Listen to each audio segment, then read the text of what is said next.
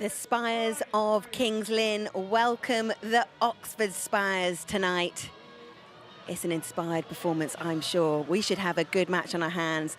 I am starting the meeting as I mean to go on with some brilliant script writing here. Kelvin Tatum. Inspired. And it is inspired. And Scott Nichols joins us as always. Kelv. Yes. Another difficult start for Kings Lynn, and they're now without their captain, Tobias Mujlak. Yeah, that's a real shame. Tobias is a really good rider. We've seen him riding for the Sheffield Tigers in recent seasons, doing a fabulous job. And I think they were really excited about him coming here. Early season injury, and he's just not back there. He's not ready to come back. But I've got to say, I think this team actually looks pretty good. They've had a dreadful season so far, but I think they can get back to winning ways, particularly here at home. And Scotty, they have a glimmer of hope, some positivity injected into the side with the signing of Grand Prix star Jan Kvet. Yeah, they certainly do. Like Kelv just said, you know, they've got on paper, they've got a good team. Things haven't quite fell into place for them, but Jan Kvet coming, a young lad, he's keen to be here, excited to be here. He's had a practice yesterday, and it'll be interesting to see how he goes. I mean, it can be a tricky track to develop, and I think if he makes that his own, then it could be a real good signing for the Stars. Is it going to be a baptism of fire from tonight, Kelv? It could be. This track is notoriously grippy. It may well be this evening. It's not something he may have sort of encountered before. It's going to need a few laps to sort of settle in, particularly, you know, with three other Herberts there just, you know, going for it with him. But, you know, because riding around yesterday's not quite the same as when that green light comes on for real. It really isn't. So I wish him all the very best. I think he's a decent rider. But it's another indication of Grand Prix riders coming to UK Shell. It just makes this Premiership more and more competitive. Yeah, we're really fashionable now, aren't we? I love it. And we were out of fashion, there's no question about that. But all of a sudden, Emil Saifutinov, Jason Doyle doing the business, and they're everywhere now. You know, Freddie coming back recently for Birmingham as well. So long may it continue. Yeah, long may it continue. And Scotty, for Oxford, they're obviously just looking to keep the momentum going because Leicester, they're just chomping on their heels. They are. They're going to need an inspired performance tonight. See how many times you can say that during the course of the evening. Let's get a counter on it. But no, they do. I mean, they're in their top four place right now, but Leicester Lions are breathing down their neck. So tonight is another crucial one for them. Yeah, absolutely. Well, earlier today, we did speak to Jan Kvet, and I just welcomed the Czech rider to the UK, sunny UK, dare I say, and to the British Premiership. Jan, welcome to the UK. Welcome to Kings Lynn. How did this come about? When did this signing all take place? Hello. I'm deciding before the Swedish league and English league because I have only Polish league. I haven't more races now, and I'm decided signed to England. Great, well, we're glad to have you, and it's another Grand Prix rider, Jan, that is coming to compete in the Premiership. You've got Ty Wifferden, you've got Dan Bewley, Freddie Lindgren recently signing for Birmingham Brummie.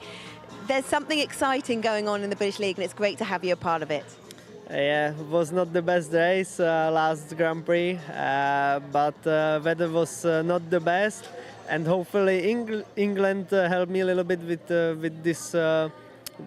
With this situation what was in Malila, and I think it's more experience for me racing in England. Well, Kings Lynn desperately need points. This is the Premiership table. Ipswich Witches sitting pretty at the top, helped no less by Scott Nichols, almost a home rider for them. Behind them, 4 points behind them, is Sheffield Tigers, then Bellevue Aces, Oxford Spires. They round out the playoff positions, but you can see how close Leicester Lions is to them, and they do have a match in hand. Birmingham Brummies in 6th and Kings Lynn Stars in 7th. Yeah, so it feels slightly odd to be at a speedway meeting in a balmy, sunshiny evening. Let's see what the track conditions like then. Let's join Calvin, his detometer. It's our first visit to the Adrian Flux Arena here in Kings Lynn, and I must say we've got a nice evening. We've had a few spots of rain, but at the moment it is shirt sleeve order, which is good news indeed. After all, it is June, crikey. Inside of the first corner, dirtometer involved. Clay-based track here. You can dig it in. It will be very interesting to see how the tyres actually tear into the surface, because it looks very even from the inside. This is the middle. Again, the dirtometer going in a reasonable amount, but it's quite firm. They've obviously rolled it in. And right up here on the outside of the first corner, again, it's very similar all over.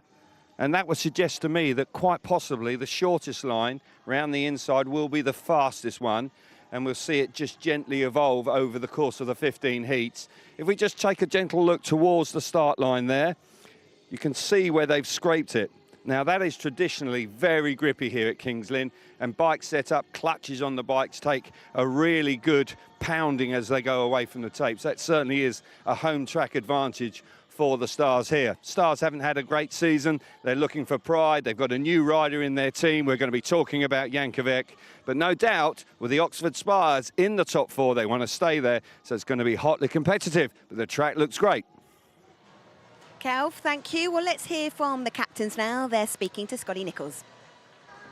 Yeah, thanks, Abby. I'm here with the 2 captains. I'm going to come to Kings Lynn, Captain Nikolai Klimt first. Nikolai, been a tough season. You're not in a position in the league where you want to be, but you do have meetings in hand, so tonight really is a must-win.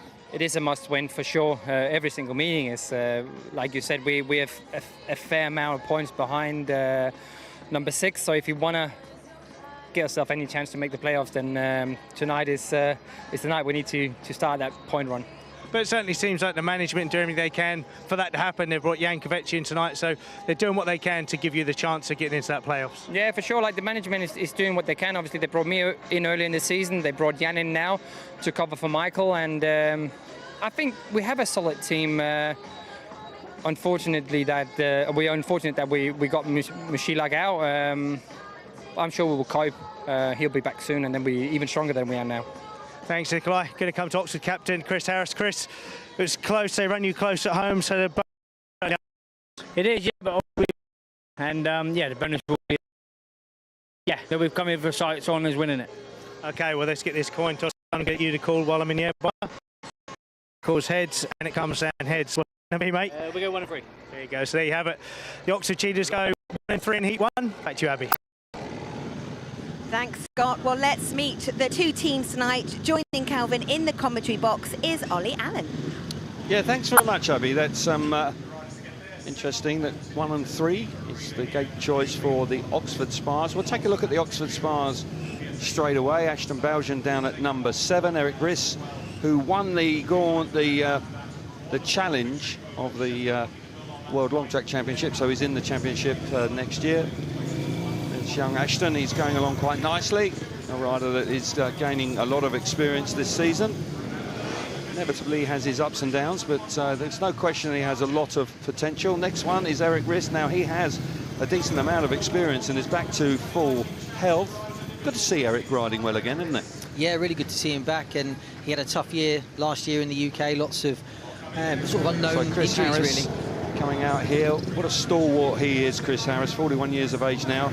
And there's no doubt that he is always giving 100%.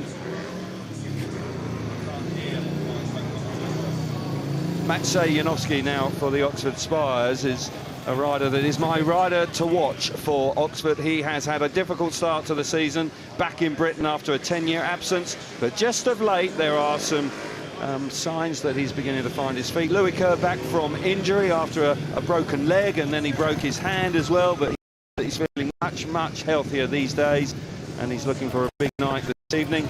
Louis knows this very well. He's a local boy and has ridden here in the past. Charles Wright, of course, former British champion, former Bellevue ace as well, settling into the Oxford Spires in room, riding at number 2, and be quite a hard charge, no doubt about that.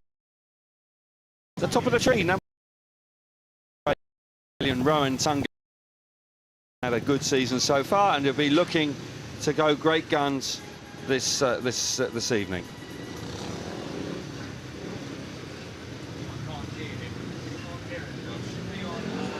So the home team, the lineup here this evening is Anders ROWE.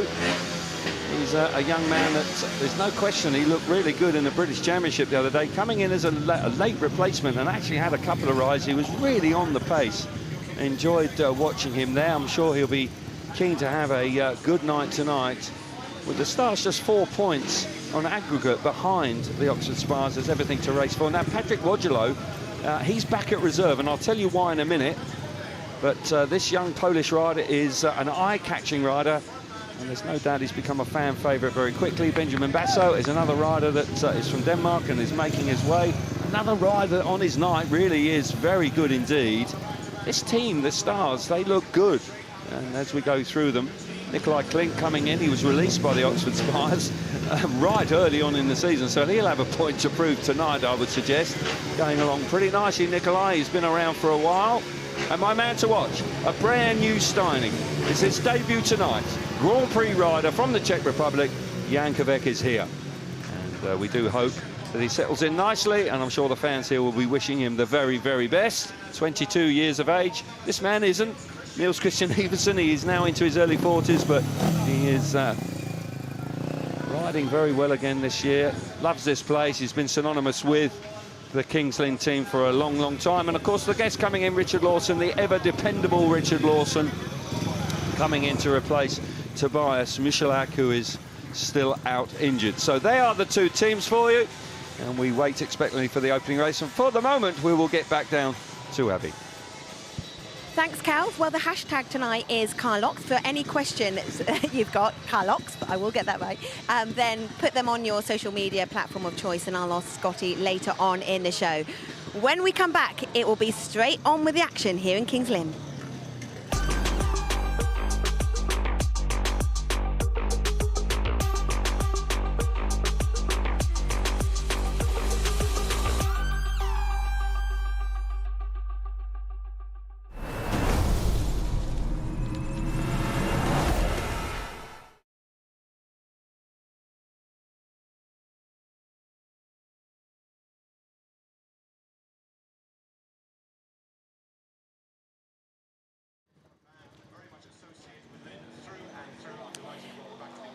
The weekend, the Speedway Grand Prix was in action in Sweden, in Malula. It's nearly the halfway point of the season, but weather had its say as well.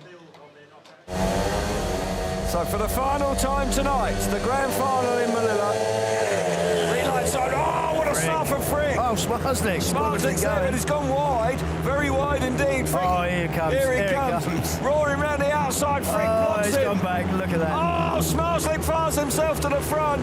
Lambert's coming through in the third frame. Frick hits the front again. Oh, fantastic lap for Speedway. Can you believe it? I tell you what, Smarsnick, he was so committed there for those opening two corners first lap, but he got both wheels very close to going over the line coming into that corner, turn one on the second lap. So it's going to be interesting to see that again. But Max Frick is going to keep working that inside. It's his only opportunity. Smarsnick's got the bit between his teeth. He wants that first win of the season. Smarsnick out in front. What a moment for him. And the context of the World Championship with Jack Holder back in fourth. He is going to pull further away in the championship chase. This is a defining moment in the championship in 2024. The champion is the champion in Sweden tonight. What a performance. He had a dreadful draw. 2 gate 4s and a gate 3. He picked up huge points from there. Brilliant ride. And Bartosz Smarsnick back to his best tonight. And look how he celebrates. The team will be overjoyed with that. By his standards, it's been a long time coming this year. Into round 5 before he wins one, but boy, did he win that one. Robert Lambert, congratulations on the podium and a really tough gate position in that final. Yeah, it was going to be hard coming from gate 4, but I didn't make too bad a start. But obviously the guys on the inside went straight in front. But yeah, managed to make a move on the first lap and hold Jack back. Which is important for the championship standings. Yeah, definitely. I'm chasing at people's heels. Well done. Thank you. So Bartosz Smarsnick on 86, Robert Lambert on 69, Jack Holder on 68, so a 17-point lead for Bartosz Smarsnick. Mikkelsen there on 59, Martin Vashlik 53, Lynn on 52, Cabrera 50. So the FIM board member, Harkin Lehman here, and he has the privilege of handing out the #1 trophy to the #1 man in the world right now, and Bartosz Smarsnick back to winning ways.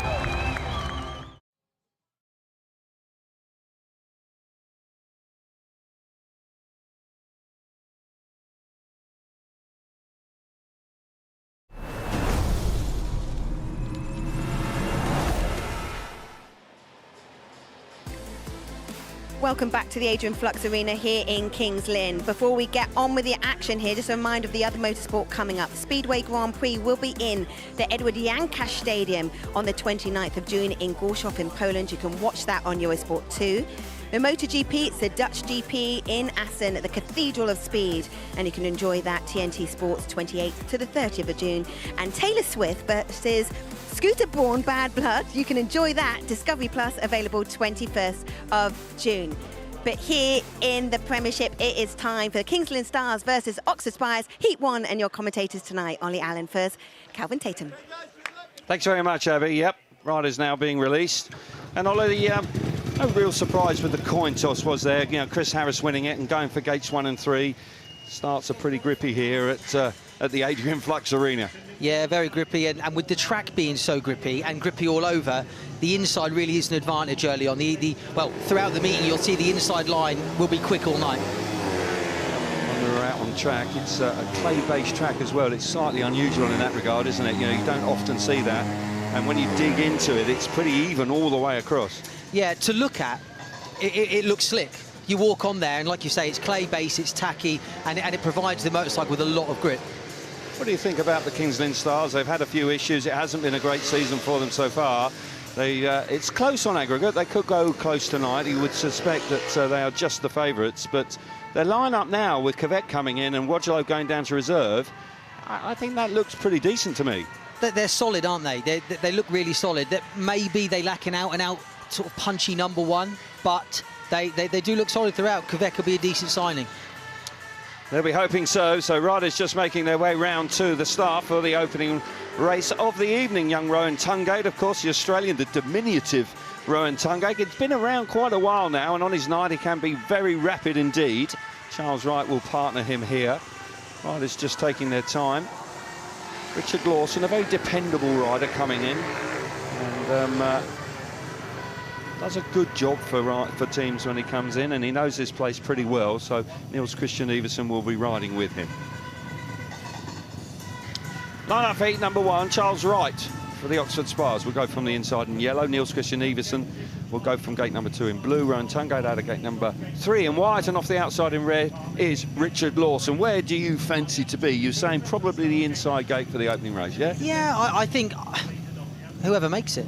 I think inside line. That fence, they've got some splinters there, mate, you know. Yeah, they have. Yeah, you want to stay away from them. Yeah, they do indeed. I'd fancy the inside in the opening race. I think he dropped the clutch at the right time. And talking about dropping the clutch, I mean, that's grippy there, isn't it? You've got to be prepared for the bike to really dig in. Yeah, I mean, it really is maximum grip here. Your main focus as a rider is just to keep the front wheel down. That's it.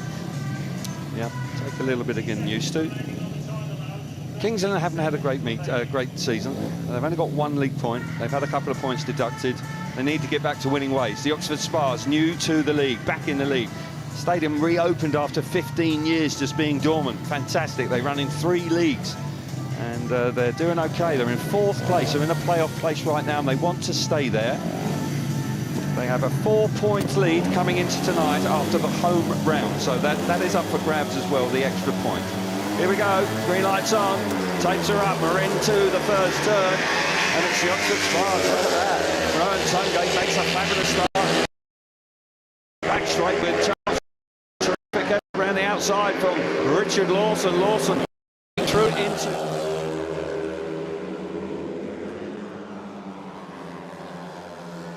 There from Rowan Tungate from gate 3. Charles Wright forced his way up the inside. As you can see, the inside part of that track is working really well. All 4 riders hugging tight now.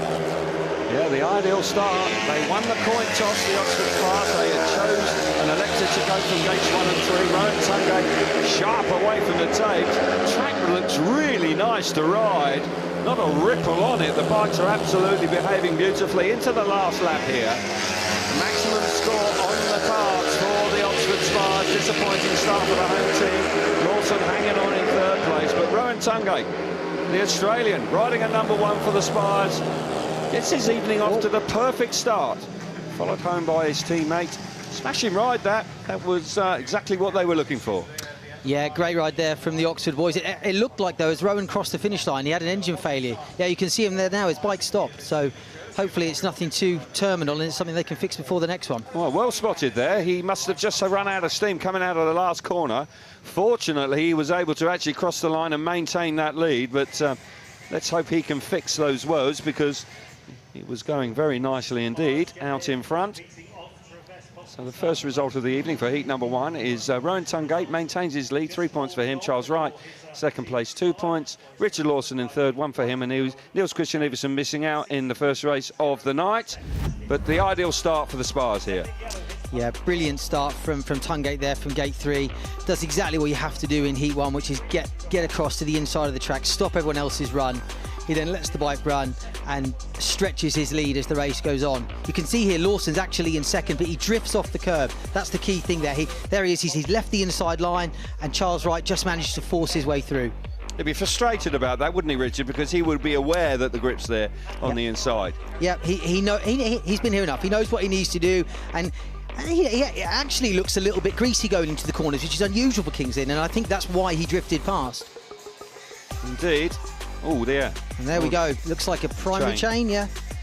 Yeah, you can see the primary chain there. I didn't see that, but you won't want to grab it. It'll be fairly hot. Yeah. But let's hope that that hasn't created too much of a problem.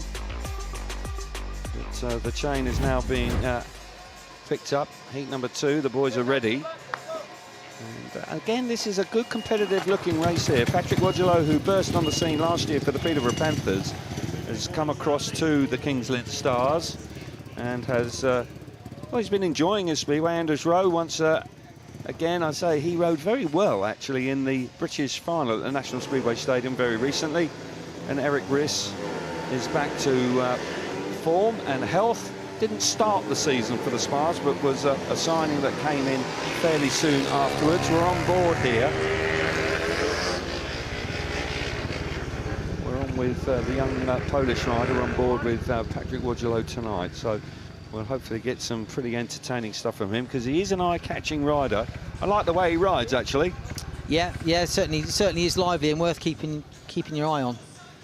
We will indeed. So riders are making their way. Rob Lyon, it's been a tough season. He's had a few tough seasons. After Dad's Army, of course, won several seasons ago for the Peterborough Panthers, it's been really quite hard going for Rob. He had a couple of disappointing seasons at Peterborough. He's come back to where he has been previously here at Kings Lynn, and once again the season hasn't gone to plan, but they haven't thrown the towel in, which is encouraging, and you'd like to think that they will try and do their very best to restore some faith in the crowd and win some meetings here at the Adrian Flux.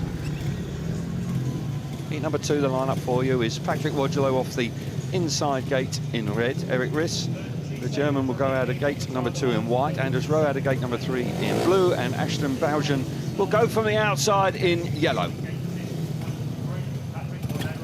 Once again, can those inside gates, now can the home team replay the compliment here? They've got a chance, haven't they? Yeah, absolutely. Yeah, I mean, gates 1 and 3 worked well in the first one, so Kings will be hoping to bounce back immediately. Ideally, that's what they want. Rob Lyon said with the signing of Jan Kvet, allowing Wodgelow to go back down to reserve. Reserve can have up to 7 rides, of course. Tapes are up, and Wodgelow gets there. Powers into the first corner, and look at this. What a response it is from the home team.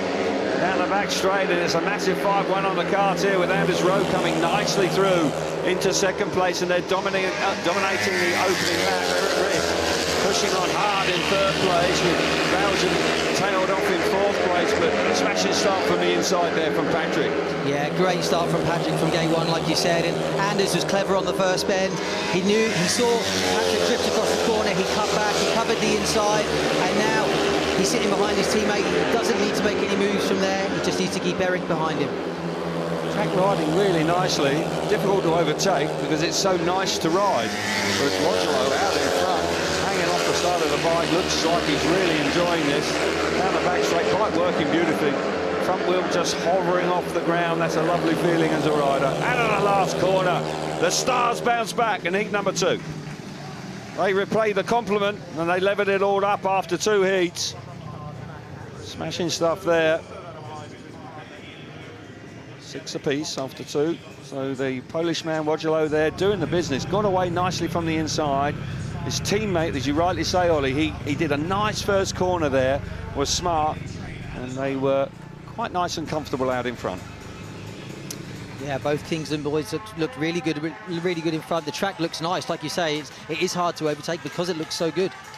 3 points for Wojolo out in front. Anders Rowe coming through into second place. 2 points for him. 1 point for Eric Ries in third, and Belgian just missing out in heat number 2. But it was all about the starts again. Yeah, fantastic start from Patrick there from gate 1. His bike hooked up all the way to the first corner.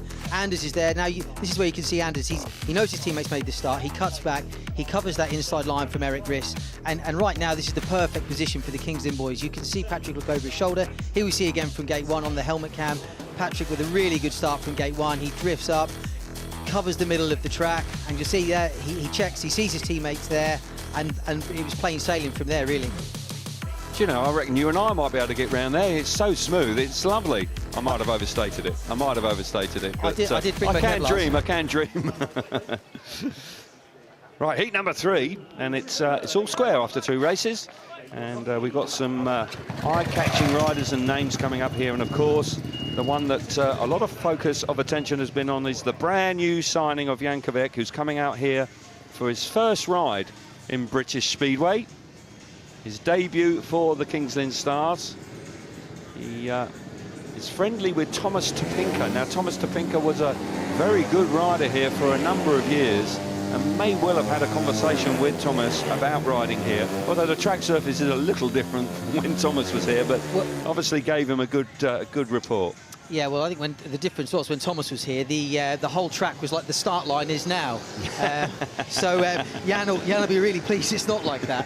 Having said that, it's not your typical European track, so although Jan, you know, is a Grand Prix rider, he won't have come across many track surfaces like this, so there could be a settling in period. I hope there's not, but there could be. Yeah, you can excuse it. It's a different environment, different surfaces all around, and there's no question it broadens your speedway education coming to the UK when you haven't been here before. He's a young man, clearly determined to do that. Grand Prix, he's going okay, but it's tough for him in Grand Prix right now. Line up for heat number 3. Louis Kerr's on his way round. He just had a few tweaks to his equipment, but he'll be there very shortly. He's on the inside in the white helmet colour. Nikolai Klint, who was actually an Oxford Spires at the beginning of the year, but he is now a Kings Lynn star.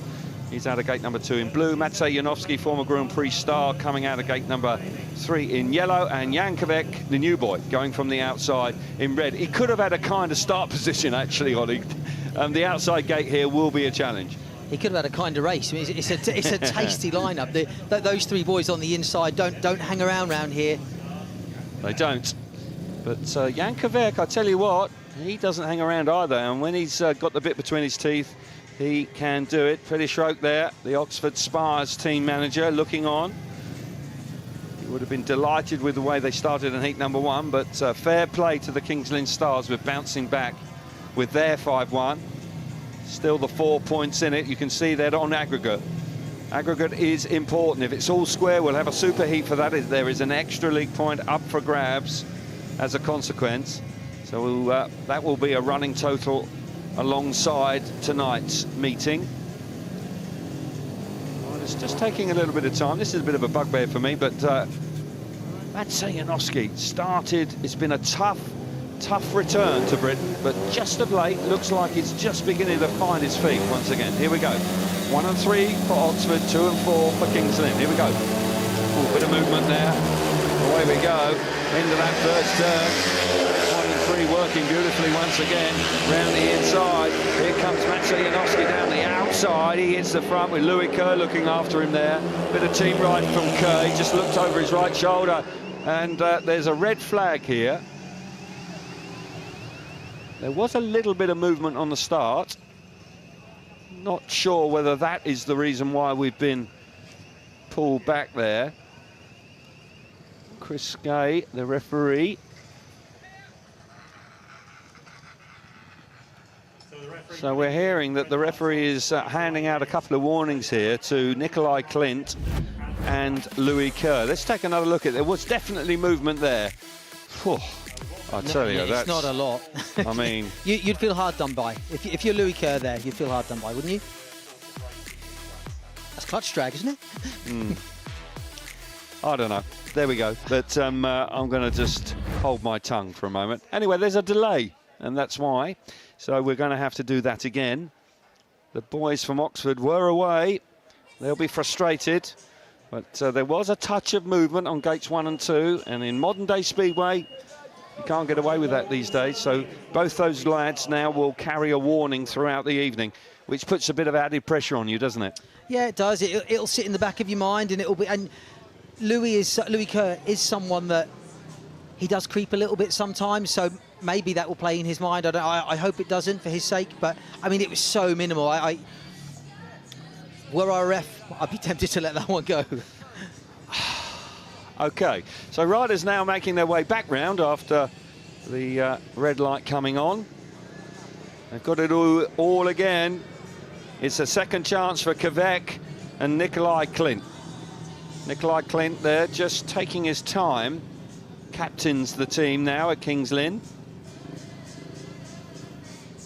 Just a bit of an ignition change there, doesn't it? Looks like they're just tweaking it. Yeah, he's obviously feels like there's room for improvement. So yeah, he's changed his bike, and let's hope for him that it reacts a little bit better from the start. That's obviously what he's looking for. It wasn't far away though. I mean, it was very, very neck and neck as they went there. He's taking the shortcut back to the start line. Yeah. As I say, because that those two lads moved fractionally on the inside, we have had a delay that possibly wasn't required. Second time of asking, heat number 3. Louis Kerr on the inside with a warning. Gate number 2 in blue is Nikolai Klint, also with a warning. Matvej Janowski, gate number 3 in yellow, and Jan Kvet off the outside in red. Often we see the second time of asking, the other guys actually that missed out can actually capitalise. Yeah, it's a bit of a mental game, isn't it? If you're the one in front, you've now got something to lose, and if you were the one that missed the start, everything's to gain. So it's a tricky one to deal with. Can they do it again, the Spires? They were away. Janowski would have loved it, hitting the front, going down the back straight.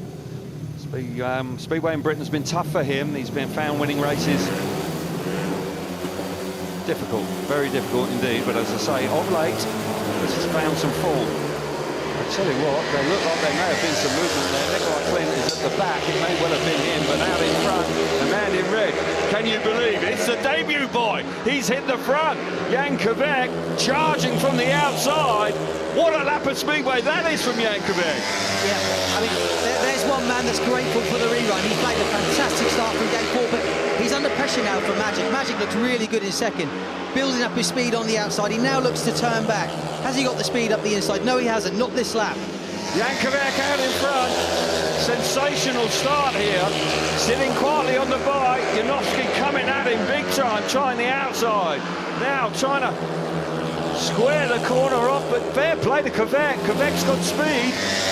Less than a lap to go. It's a 3-all at this stage with Louis Kerr back in third place and Klink at the back.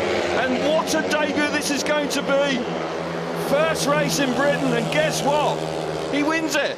Fabulous, fabulous debut. Crowd have got to be pleased with that. Rob Lyon will be absolutely chuffed to bits with that.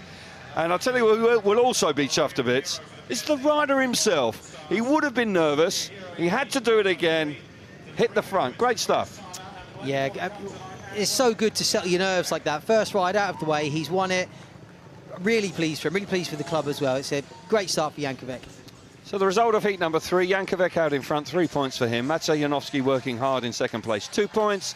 Louis Kerr, 1 point in third, and Klint, who may have moved again on the start, but he failed to score in heat number 3. It's 9 points each, but there's no question. Everybody's talking about Jan Kvet. Here we go again. If you watch Jan Kvet in red from gate 4, great reaction from the start. Bike hooks up, gets across the field going into turn 1, which is what you need to do from gate 4. You stop everyone else. Here we see it again. Drops the clutch and boom, the bike just goes. It hooks up really nicely into the first bend. Louis Kerr's there. He's made a good start from gate 1, but not good enough. And from there, he looked good. He settled into the race. Magic's got speed in second, but Jan Kvet can be really pleased with that. Smashing ride from Jan Kvet. Let's get some reaction with Scott. Yeah, thanks, Kelv. I'm here with the winner, Jan Kvet. First race in England, you go and win it. Not a bad start. Yeah, I'm very happy. My first start wasn't the best, but yeah, it was my mistake. And second start, I'm winning and win the heat. So I'm very happy. Well, you got a second chance. Welcome to the UK, mate. Well done. Thank you very much. Thanks. Back to your commentary duo. Cheers, Scott. Yeah, big beaming star, rightly so. He's Speedway in England is easy. He's going to be telling them it's easy. I just did a bit of practice yesterday, and first race I hit the front. There was some quality behind me, but it wasn't a problem. Brilliant stuff. Good to see, and Rob Lyon will be a happy man. It's been a difficult season for the Kings Lynn Stars. Just 1 league point from their 8 meetings so far. They are really effectively out of the playoffs, but rides like that and winning meetings is what it's all about, them to restore faith to the fans here. Yeah, that's what you want. You know, as a Kings Lynn supporter, you want to see the club making positive moves and steps to make the team better, which is what they've done. It looks like it's a good signing, you know, great start for Jan Kvet. Indeed. I know 1 or 2 clubs were looking at him, but Kings Lynn, they got his signature. So heat number 4, riders are approaching the tapes. Line up then for heat number 4 is Ashton Bowden will go from the inside in the yellow helmet colour. Anders Rowe out of gate number 2 in blue. Chris Harris, his first ride of the evening, off of gate number 3 in white, and Benjamin Basso off the outside in red. Just a quick word about Chris Harris. He rode in Mühldorf in southern Germany yesterday in the World Long Track Challenge meeting, and he finished 4th, so he is a Grand Prix rider on the World Long Track scene next year. Eric Chris, who is his teammate, who's making great fun of him, beat him by winning the meeting. How about that? Bit of teasing going on. Can Chris Harris, who is always a charger, do the business out of gate number 3? The tapes are up and we're into the first turn. It's tight, very tight indeed. Bowden there is very much in the thick of the action. Here comes Harris on the inside, neck and neck down the back straight. Anders Rowe's there as well. He's running wide. This is a terrific race for first and second. There's nothing to choose between them. Rowe just about getting there, with Basso's at the back. It's a shared heat right now. That was tight in the first lap. Yeah, great first lap battle from the 2 reserves there. Bowden and Rowe going at it, and now Bombers, he's got more speed than the front 2, but he's going to struggle to get past Bowden, I think. Yeah, he's going to have to protect him and just keep the score level. Great ride from Rowe, who I saw, as I said, in Manchester at the British final. And he rode well there. He had plenty of pace, and he's looking good out in front here. Had to work hard to get the better of the young Oxford star. Ashton Bowden in second place. Harris is coming under a bit of pressure from Basso late on in the race. He's run wide there. That's going to get tight on the run to the line. I think he's thrown it away. Oh, the Stars are going to love that. That ended up being a 4-2. Didn't see that one coming. It's not very often you see Chris Harris get overtaken. In fact, it's always the opposite. So, so he won't be used to it. We're not used to it. But the Kings Lynn fans love it. So fair play. Yeah, well done, Basso. Yeah, he hung in there for a long period of time. It looked like he had no chance of a point or 2, but Anders Rowe missed those fireworks behind because he showed a clean pair of heels to the opposition, and it was a smashing ride for him out in front. And all of a sudden, the Kings Lynn Stars have got a couple of points in front of the Oxford team. Just a couple of points on aggregate as well. Let's just watch this again. This was a good speedway race. Yeah, it was. I thought Basso had made it, but he lifts as he's going to the corner. And then I'm thinking Anders Rowe's in front, but Ashton Bowden, I tell you what, his back wheel is very close to going over the white line. Right. In fact, it could have. It'd be interesting to see that again, because his back wheel... Let's see it again if we can. If you put 2 wheels over the line, here we go, let's watch it again. If you look at Ashton Bowden on the inside in the yellow helmet, front wheel over the curb, and now hard to see from there, but oh, he's over. Yeah, he's over. For me, from there, it looks like Bowden's over the white line, so should be an exclusion. But could be a 5-1 then to the home team. So we'll wait and see. Here we go. We'll see here. We'll see. This will be a great view. Bowden on the inside, front wheel goes over. Yeah, his back wheel's gone across the inside. So if the ref sees it, it should be an exclusion, and therefore a 5-1 to Kings Lynn. I feel for young Ashton there, because Anders Rowe was leaning all over him, and he couldn't really do a lot about it, but that is the rule. Yeah, and I do feel for him, because it was a good ride. It was a big improvement from Heat 2, so...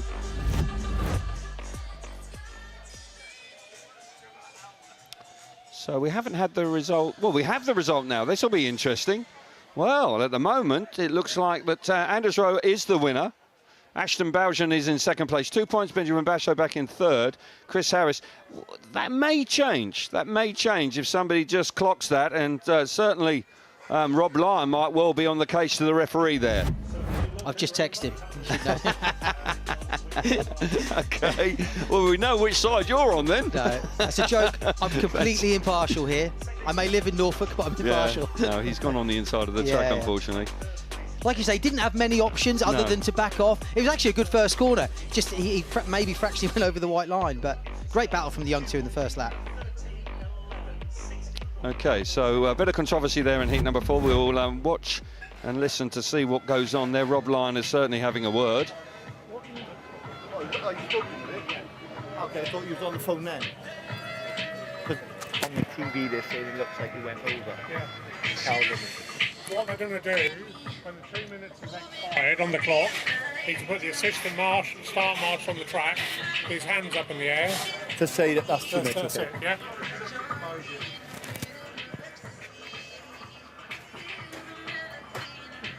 And he's happy with the replay. He's watched the replay. Well, if he's watched.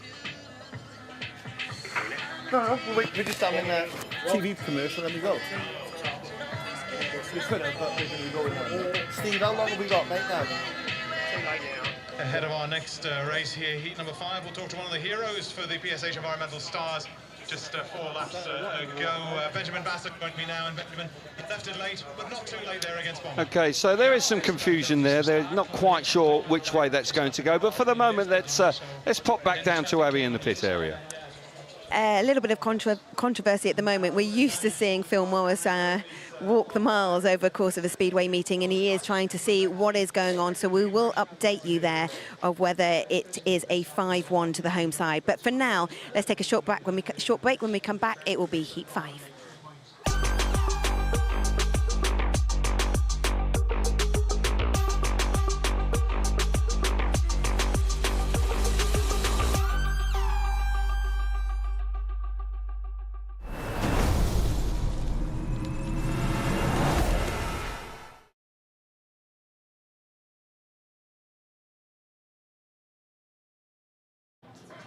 Jan, welcome to the UK. Welcome to Kings Lynn. How did this come about? When did this signing all take place? Hello. I'm deciding before the Swedish league and English league because I have only Polish league. I haven't more races now, and I'm decided signed to England. Great, well, we're glad to have you, and it's another Grand Prix rider, Jan, that is coming to compete in the Premiership. You've got Ty Woofenden, you've got Dan Bewley, Freddie Lindgren recently signing for Birmingham Brummie. There's something exciting going on in the British League, and it's great to have you a part of it. Yeah, it was not the best race last Grand Prix, but weather was not the best, and hopefully England helped me a little bit with this situation what was in Malila, and I think it's more experience for me racing in England. Yeah, and how about coming to Adrian Flux Arena? Because like you say, competing in the UK, very different to competing in Poland in the big wide tracks. You've got some tight tracks, and this one in particular, you've got to have a lot of courage to ride. Yeah, here is more special tracks in England, and I must have a little bit different style, and I think what I'm saying hopefully help me a little bit with some special tracks, and isn't more experience for me. And good for you as well that you know a lot of the guys that are in Kings Lynn Stars, all the Danish guys, but also Patrick Vodolo as well. So that's got to be nice having that camaraderie around you. Yeah, I have good contact with the guys in the team, and I think is it a good team here in Kings Lynn, and I'm happy to be here. Well, we're happy to have you. So let's find out a little bit more about you personally. What do you do when you're not riding a speedway bike? I don't know. I like it more winter sports. I like cross-country skiing. I like ice hockey, but in the season, in the summer, I'm like watching the Supercross, Motocross, and the MotoGP. Yeah. Do you go on the other bikes? Because, you know, like Dan Bewley, for instance, loves his motocross. Do you ever go on the other terrain? Yeah, I like ride motocross, but just for fun. Well, good luck tonight. Go well. And like I said, welcome to the UK. Thank you very much.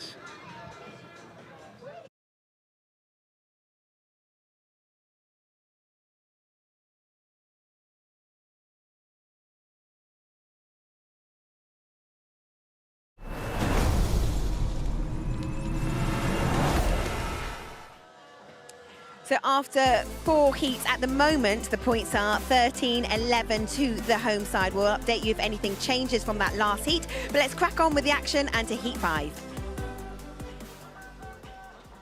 Okay, guys, let's go.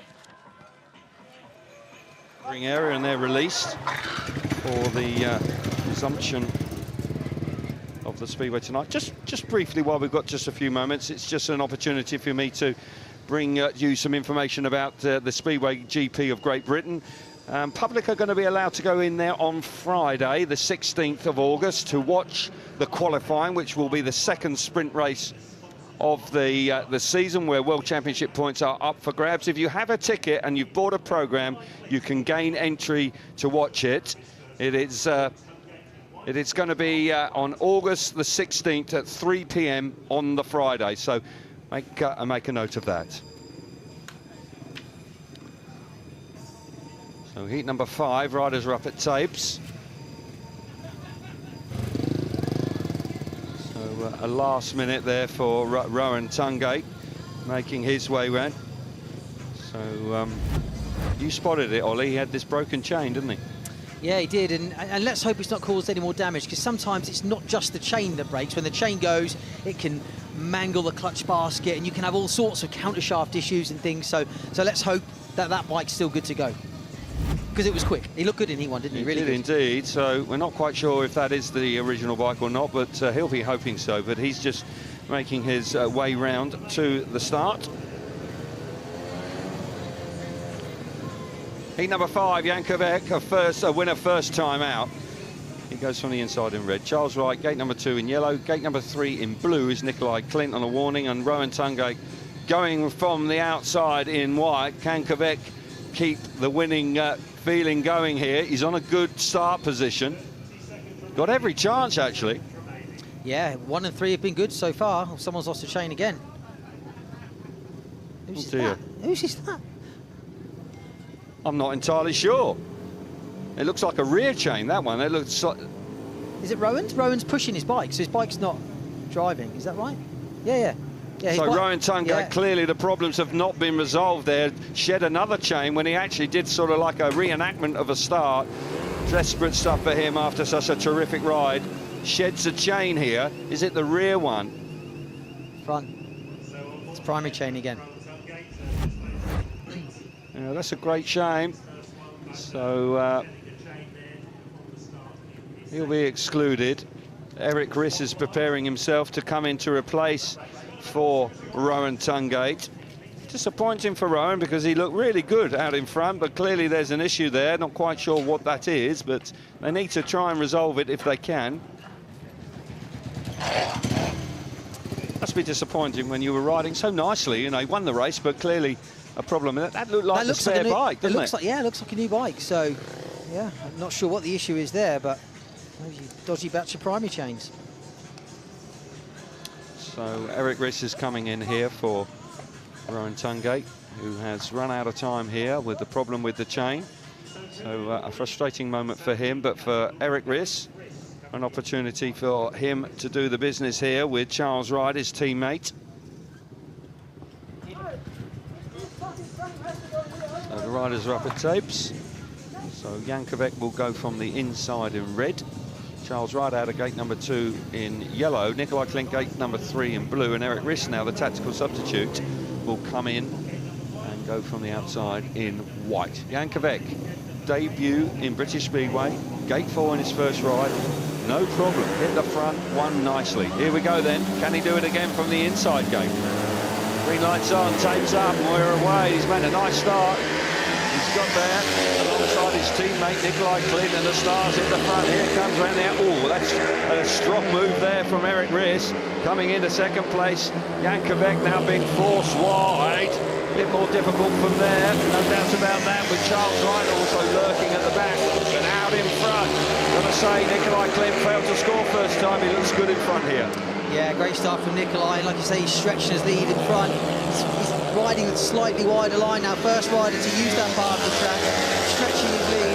Eric Riss came in as a tactical substitute for Rowan Tungate, who's looking comfortable in second. Yeah, indeed he is.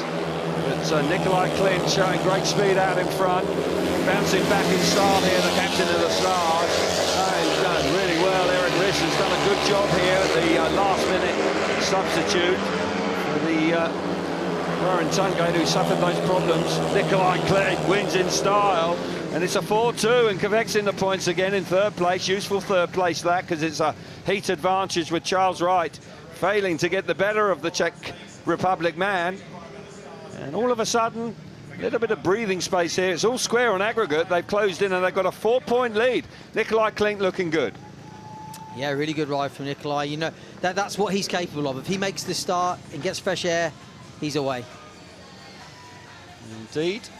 Result for heat number 5 is Nikolai Klint, 3 points out in front, 2 points for Eric Riss. Jan Kvet picks up another point, 1 point for him, and Charles Wright failing to score in heat number 5. It's 17 points to 13 to the Stars, and that means that aggregate it's 60 points apiece. See this again now, Ollie. Yeah, good start there from Nikolai from gate 3. A clear start. He's a couple of bike lengths clear there. Moves out to mid-track.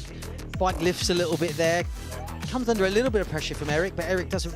He sort of puts the brakes on going into the corner. It looks here like Jan might get a run round. Here we go again.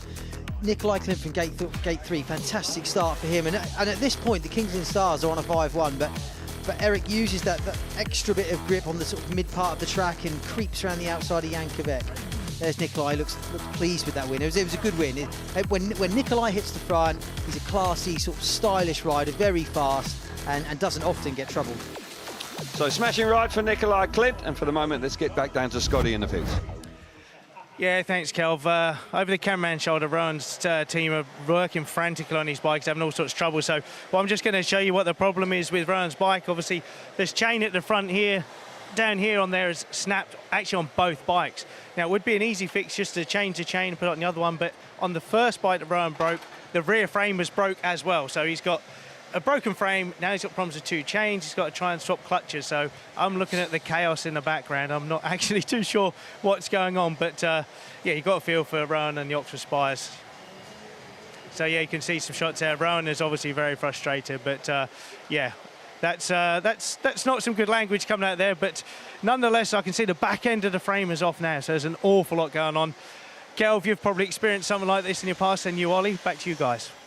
Yeah, it doesn't make you happy, that's for sure, when it's costing you the opportunity to contribute to your team, and also it's costing you in your wallet. Yeah, absolutely, yeah. I mean, it's double bubble, isn't it? Because not only are you losing earnings, you're spending money on your bike in between races, so Indeed. It's not ideal. Indeed, so frustrating times there, and the bike, well, looks like it's going to the scrapyard at that moment, but I'm sure they'll bash it back together. He will have another one, and they're obviously going to have to rob some bits off of one. It looks like they're changing the rear subframe. It looks like they're taking from one bike and putting it on another, which I've not seen in a meeting before, so first time for everything. Indeed. So, as I say, bit of curb side motors going on in there, but let's hope that they can knock one of those bikes into shape so he can take his remaining riders this evening. We have got a small pause here because Eric Riss was on back-to-back races here. He's back out in heat number 6, where he'll join his teammate Chris Harris. Richard Lawson and Niels Christian Everson are coming out for the Stars. Stars going along pretty nicely now. Just have a little bit of a foothold in this meeting with a 4-point advantage, all square on aggregate. And they'll be looking to get the maximum score if they can. And as I say, just 1 league point, it's almost embarrassing for them. So, you know, to more than double their point score tonight, go on to 4, that would be terrific, wouldn't it? Yeah, I mean, like you said earlier, Kings Lynn are almost out of the playoffs already, so it's now about just doing the best they can and trying to recover their season, and just for pride's sake more than anything. Absolutely. So riders coming out for heat number 6 now. Referee is given enough time for Eric Riss to get himself prepared for his upcoming race in heat number 6. Harris is looking for better this time, faded in his first ride. Inexplicably, we didn't really get to know if there was anything wrong, but I'm sure he didn't want to give that point away, that's for sure. He's been around far too long for that. But can the Spires bounce back here, Ollie? They need to. It's time, you know, 4 points down now, level on aggregate, like you said. It's time for them to claw back, and you know, Bomber's capable of that. If there's any rider in that team that can dig a result out when they need one, it's Bomber. It's got the inside gate, might just be the right place at the right time. In number 6, Chris Harris, the captain of the Oxford Spires, will go from the inside in white. Richard Lawson out of gate number 2 in red. Eric Riss for his 2nd consecutive ride. Out of gate number 3 in yellow, and off the outside is Niels Christian Everson in blue, who failed to score. He'll be looking for better this time. If they can keep it to a 3-all here, that'll be quite handy for the Stars. Anything better, I fancy, is a bonus. But Harris, who never knows when he's beat. You've worked with him, of course, Ollie. You know what he's like. He's an infectious character, isn't he? Oh, he is, yeah. He's like a dog with a bone in a race. You can't shake him off. That's right. Love that. So here we go. Sun can be a bit of a problem as it shines towards you when you go into turn number 1. Rob Lyon keenly looking on. He'll be relatively happy with the position they find themselves after 5 heats. Right, here we go. Ring lights on, tapes up. Roaring into the first corner, they get there. Harris has got there, and so has Riss. Harris has pushed his teammate wide. Oh my good, four abreast at the back straight. No room there at all. Everson was in the mix as well, but Harris, brave as a lion, just kept that throttle wide open. Shame for Riss, he's gone to the back with Richard Lawson coming through into 3rd. But Harris, totally committed there. Yeah, full commitment from Harris from gate 1. Moved over on the first bend, possibly too wide, but look, he's doing the same thing as he was doing before. He looks, going into turn 3, he's drifting too wide, and he's allowing Everson to make ground on it. Let's hope he corrects that this lap and keeps it a little bit tighter. That was a better corner from Harris. He's back on that mid-track, and he looks comfortable now in front. Yep, Harris bouncing back after slipping up in his first ride round that bottom corner. He's only got to do it one more time. Unfortunately, Eric Riss was there with him, but it was really tight down the back straight in the opening lap, and he was the loser. And it's all square, and the Kings Lynn Stars will be relatively pleased with that. Harris back to winning ways, the captain of the Oxford Spires, doing a captain's job there. Eric Riss will be a touch frustrated there, just found himself blocked and in traffic down the back straight. But that man, as always, even at the age of 41, just wound the throttle on, ploughed his way to the front. Terrific ride from Harris. Result for you then. Harris out in front, 3 points from him. First points for Niels Christian Everson as well. 2 points for him in 2nd place. Richard Lawson, 1 point in 3rd, and Eric Riss misses out in heat number 6. A 3-all, but good to see Harris out in front. Yeah, they needed it. Harris needed to get back in winning ways. Makes a good start from gate 1 and moves over. He moves over. You could, if you're Eric Riss there, you could say Chris moved over too far and didn't allow him to come round.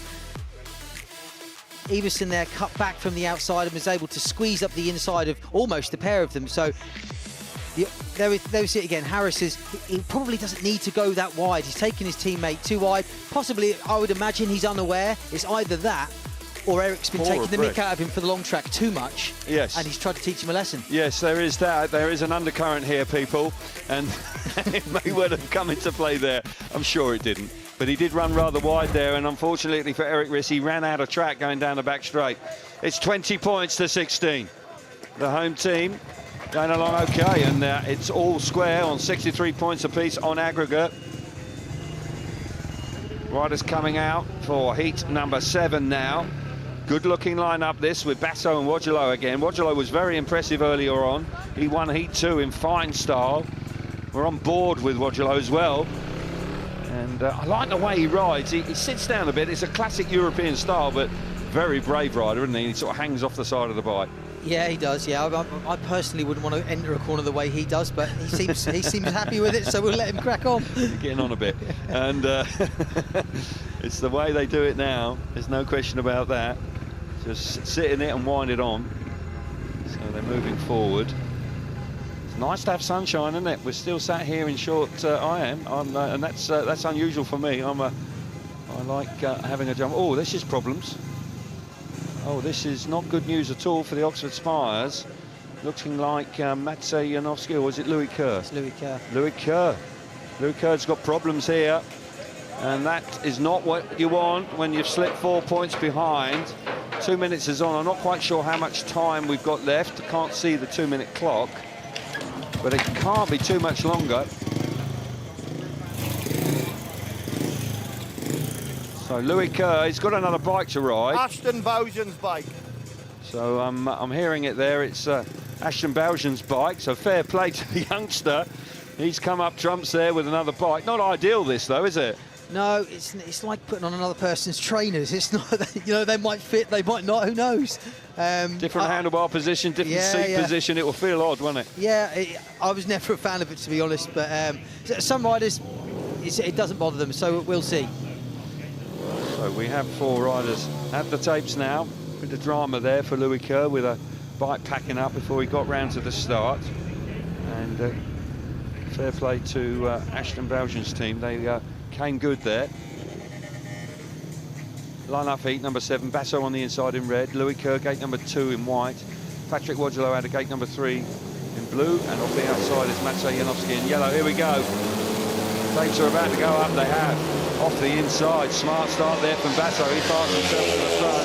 Look at this from the Kings Lynn boys.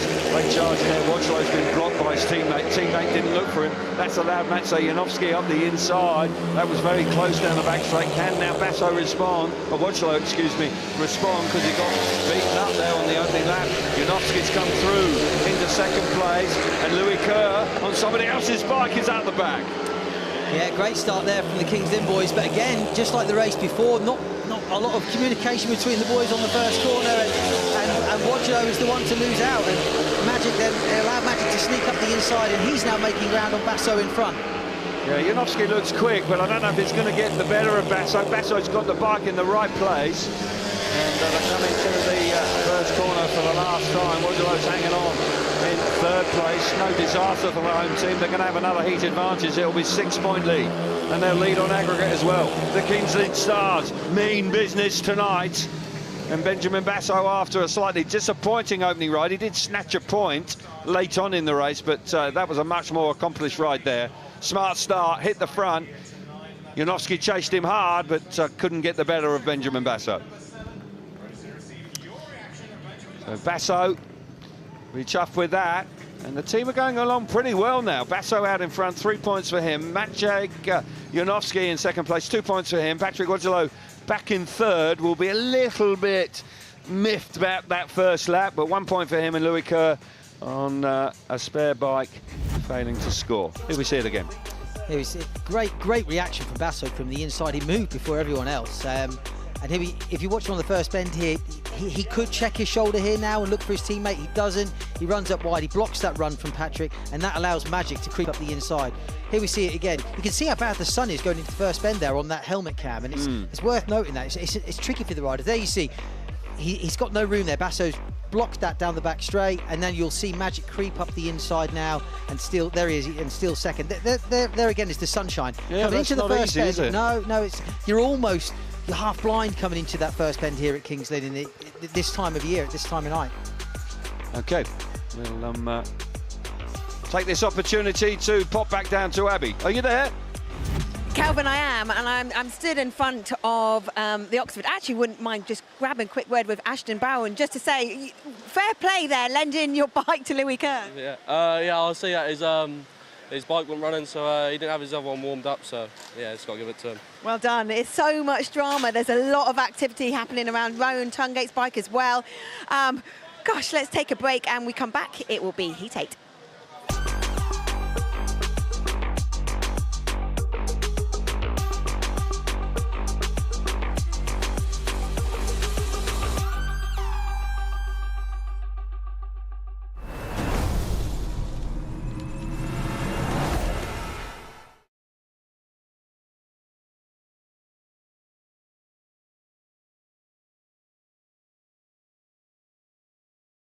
What a night it's been. They're all chasing that trophy, the famous British Championship trophy. Plenty of famous names on there. The final then, Dan Bewley on the inside in red. Tom Brennan out of gate number 2 in blue. Chris Harris gate number 3 in white. And Ty Woofordham from the outside in yellow. I do hope you've enjoyed it at home. It's been a lovely evening. It's been a fantastic night at Speedway. And what a conclusion we've got here. We've had shocks throughout the evening. We really have. We've had some superb performances from all sorts of riders. Charles Wright earlier on. Carl Howarth coming through with a sensational ride. Robert Lambert just slipping up and missing out. But we've got the reigning champion here.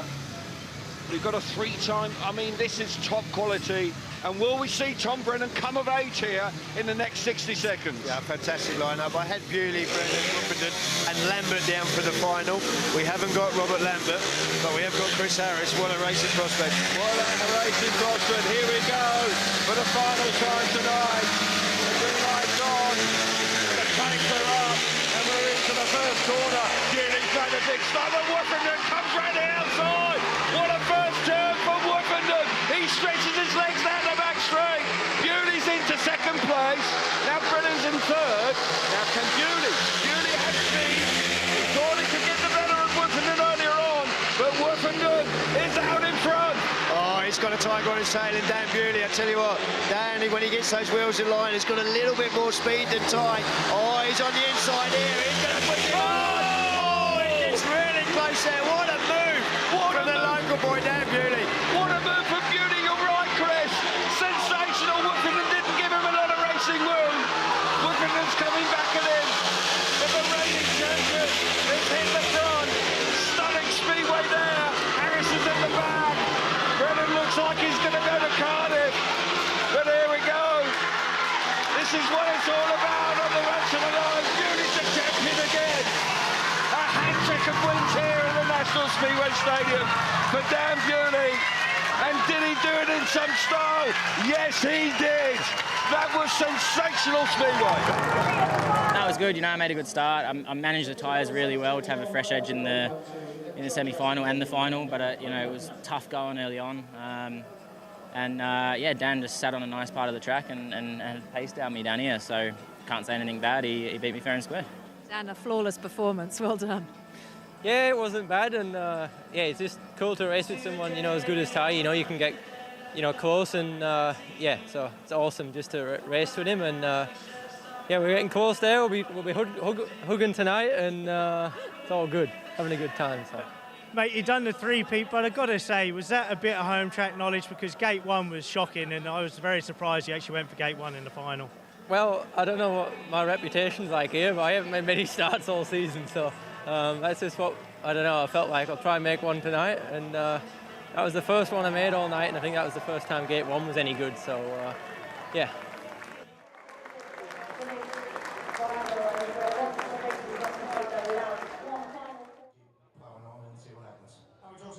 About the way he has bounced back, so too your captain as well, Chris Harris. Difficult first race there, but leading by example in his last one. Yeah, they're all quality riders, you know. I've said it before, we're one of the toughest leagues in the world, you know, and these boys, when they come good, they all have a go at each other. So, yeah, so I think there's going to be some feisty racing tonight, that's for sure. Thanks very much, Peter.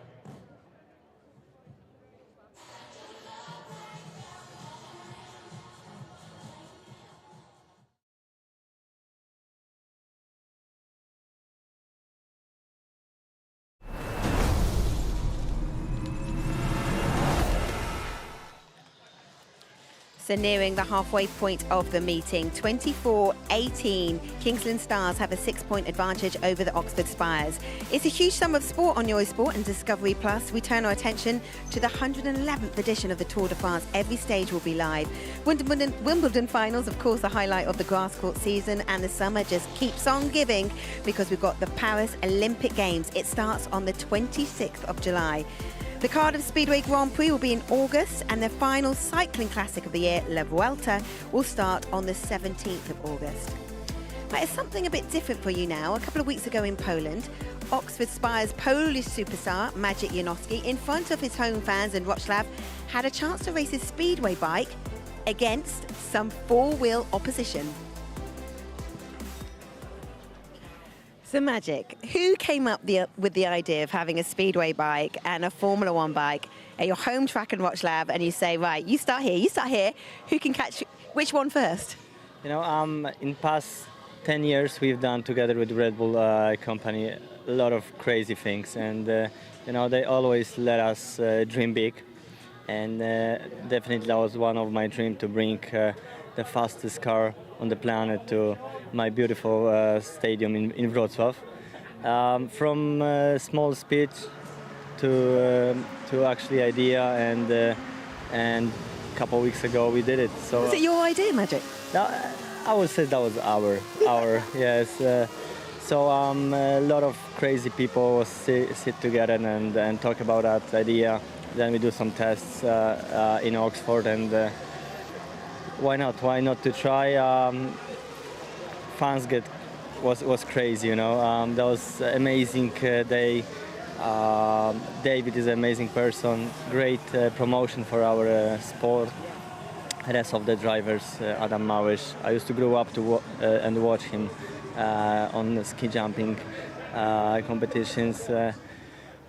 Amazing. So I'm very, very happy to have done that. And proved that the speedway bike is faster than the Formula One car. We understand that being on shell is not the ideal. They need to be on tarmac, of course, but just quite nice as well that you just went, yeah, we're faster. Yeah, that was not about the competition. That was more about the promotion, and to get give fans a lot of motorsports good feelings, you know. And definitely they've done that. Then they get that on pre-show. Was many people, and they've been having really great fun. And even when the forecast was not so good, and we have some big rain before the show, people been standing there and watch all the cars, and it was amazing. It was a long day, but I said to my friend, I can do that every 2 days. So. Yeah, good energy. Now, you went around left, obviously, once, and whose idea was it to swap it around and go right? I think that was a David idea. After the competition to ride on like normal left, David says, okay. Formula One actually didn't have much chance with our speedway bike on the speedway track. So, but to race on right was pretty difficult for me, and David beat me easy. So it's 1-1. I hope next competition we're going to do on some small tarmac track. Yeah, you'll need revenge. Magic, thank you. Let's hear what David had to say. Yeah, I feel good. I think the crowd were incredible. The atmosphere, I never expected to see such an energy, and yeah, it was fun to be out on a speedway track in a Formula One car. Well, the challenge was that you're driving at low speeds and you're on dirt, and Grand Prix cars are meant to be driven on tarmac at high speed. So you have a different challenge completely, and a lot of slipping and sliding, but kind of fun. What a show that was, and there's no doubt that Formula One making a big impact in Poland at Wrocław, which is obviously the Extraliga club, but also holds the Grand Prix, which will be held there at the end of August. Fantastic to see. Team meetings going on, the Oxford Spires on the back foot here, 6 points back, and Peter Schrock just trying to motivate his troops, battle their way back. Rob Lyons similar. Keep it going, boys, I would suggest. Yeah, just carry on as you are. Yeah, Rob's a great team manager, a lot of experience, had some great success in the UK. So he knows what he's on about. He'll get the right message across to the riders, I'm sure. Heat number 8 is with us. Some riders are making their way round to the tapes, and Niels Christian Eversen's out here, and I say he's a hugely experienced rider to be in this race, but could just be a rider that you can rely on. On up for heat number 8 is Anders Rowe off the inside in blue. Ashton Baujan going from gate number 2 in yellow. Niels Christian Eversen out of gate number 3 in red, and off the outside is Charles Wright in white. Charles Wright hasn't had a great night so far. He needs to pick it up. Niels Christian Eversen, a better ride last time. Gate number 3 may help him here. Yeah, 1 and 3 have been good, and you'd expect Neil's in Heat 8 to get a result. You know, he's a top-class rider to have at number 2, and these other races you expect him to win. Absolutely right. That's why Rob Lyons put him there. Neil's he's got a great CV. He's won all sorts of things, of course, numerous Grand Prix. He's won Cardiff, of course, in fine style. He's won World Cups for Denmark as well.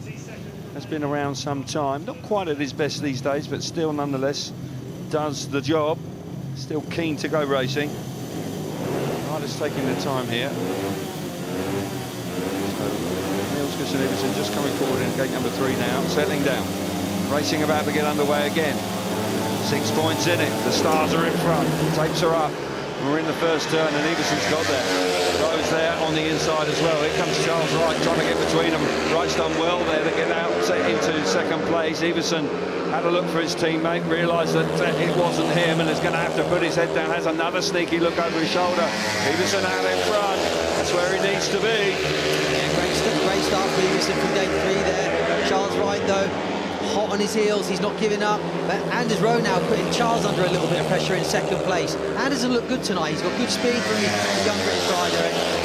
And it's not easy for Charles. He can't back off. He's got to keep an eye over his shoulder. Indeed he has. Settles down now. Iversen's just got a bit of breathing space out in front. Should be able to win the race from there into the last lap. Charles Wright under a bit of pressure. Anders Rowe. Slightly awkward style Rowe has, sat down in the bike, but nonetheless it's working well this evening. Charging on there, out of the last corner, and Iversen wins his first race of the evening. Started slowly, but heat number 8, excuse me, was his. On paper he should have won it, but he delivers. And an 8-point lead now for the home team with that 4-2 in heat number 8. Tactical substitutes may well be on the cards here. Peter Schrock will be looking at it. Harrison Risser out in the next one. Tough to change that, but we'll keep you abreast of that. Iversen out in front, 3 points. Charles Wright back in second place. 2 for him, 1 for Anders Rowe, who looked pretty impressive in third place, and Ashton Bowden just misses out in heat number 8. 8-point lead for the home team now. Here we go from the start. You see Iversen from gate 3 makes a good start. The Kings Lynn boys have made the start there. They're on a 5-1, but Charles makes a clever first bend. He stays wide, he gets around the outside of Anders, and he actually almost dives under Niels going into turn 3. Here we are again. Iversen, great start. Bike hooks up all the way to the first corner. He lets it run to the outside. Charles comes around the outside. He cuts back, moves to the inside of Niels, has a little look up the inside, but Niels is wise to it. He knows to cover that move going into turn 3. He's been here, he's done it before. He has indeed, and some. So an 8-point lead. I don't believe we're hearing any changes. Peter Schrock just he will be looking at that. Difficult one, isn't it? Louis Kerr, what's Louis done tonight? Not great. He might change in heat number 10. But firstly, heat number 9. Nikolai Clint, a winner last time. He's just broken the tape, so there'll be a bit of maintenance there. He goes from the inside in blue. Chris Harris rode well last time. He's coming out of gate number 2 in white. Jan Kvet, who scored in both his rides so far, he comes out of gate number 3 in red, and off the outside is Eric Riss. He will be in yellow. The Oxford Spires have got to find something here. They won't want to slip further behind. Looks like they could miss out on all the points. They did have a 4-point lead coming into this evening on aggregate. They've lost that, of course, and now the Stars have got a 4-point lead themselves. Schrock's team have got to find something now, haven't they? Yeah, it's time to claw it back. Like you said, they haven't made a change here. They could do in the next one. We'll see. Well, it depends how this race goes.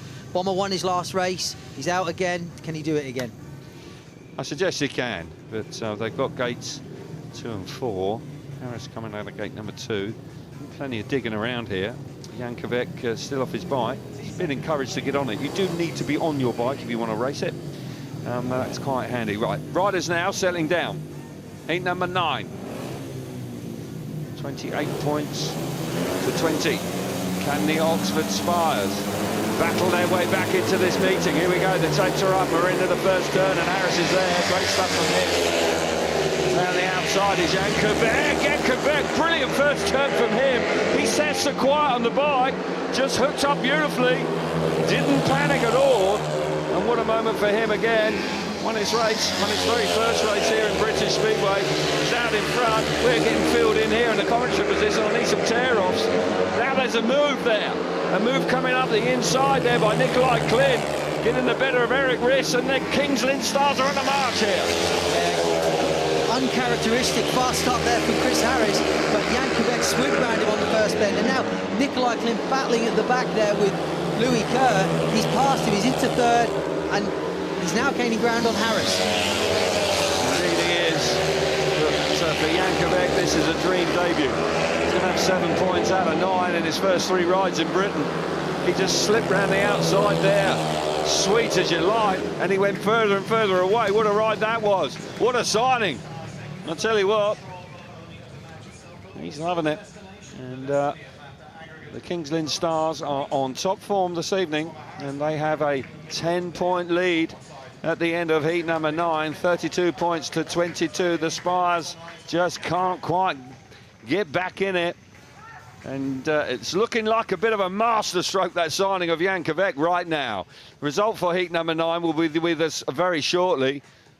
I can tell you, the man that won the race was Jan Kvet, and he had the red helmet colour on. Chuffed to bits with that. Smashing first corner from him. Let's watch this again. This was super stuff. Yeah, great start from Chris Harris. He actually looks over his shoulder going to the first bend. He knows Kvet's there. He moves up. He doesn't go far enough. Kvet swoops round the outside, and from then on, he just checked out. Really good in front. Just pulled further and further away, which is uncommon with Chris Harris.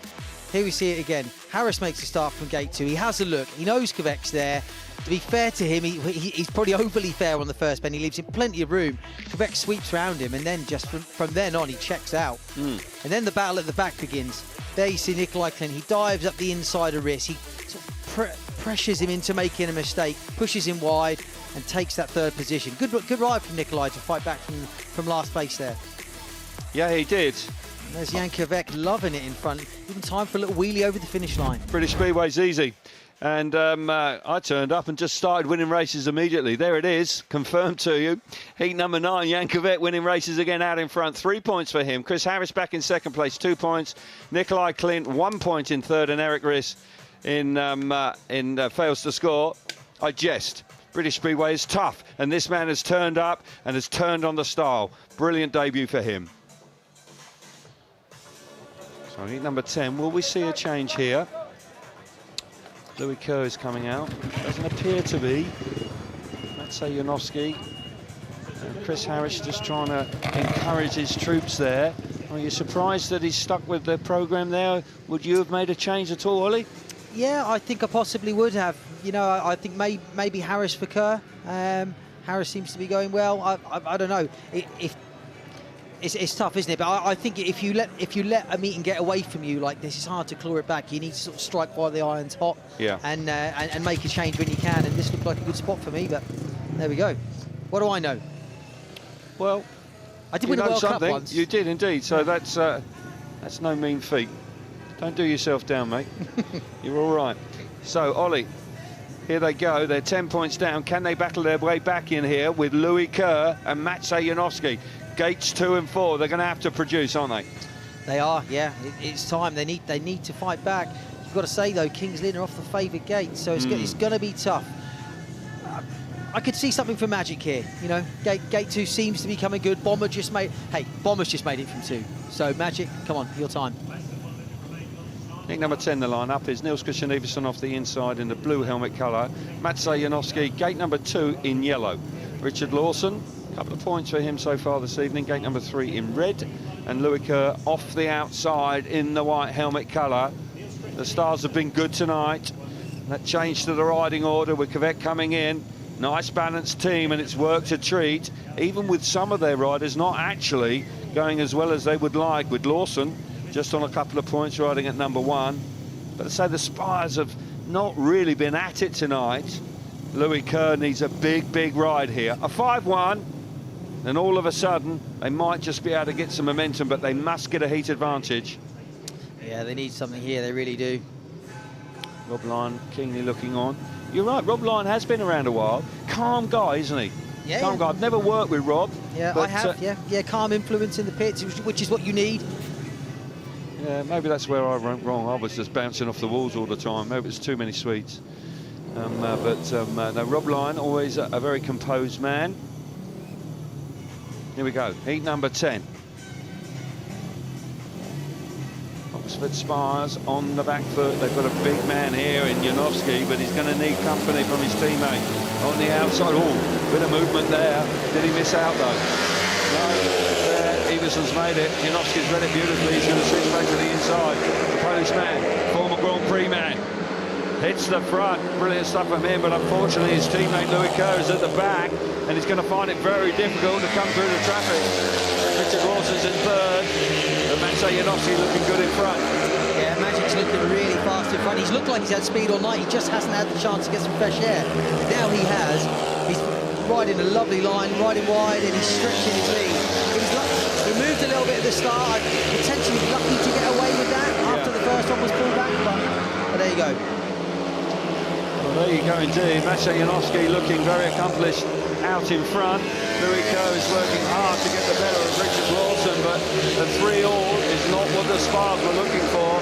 Good news, individually, of course, for Maciej Janowski, who's had a couple of second places, and now he wins his first race of the evening very comfortably indeed, but no damage done, really.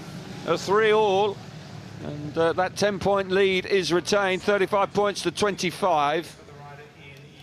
Louis Kerr possibly could have been the man to be replaced, but Peter Schroek kept faith with him. Does know this track very well, Louis Kerr.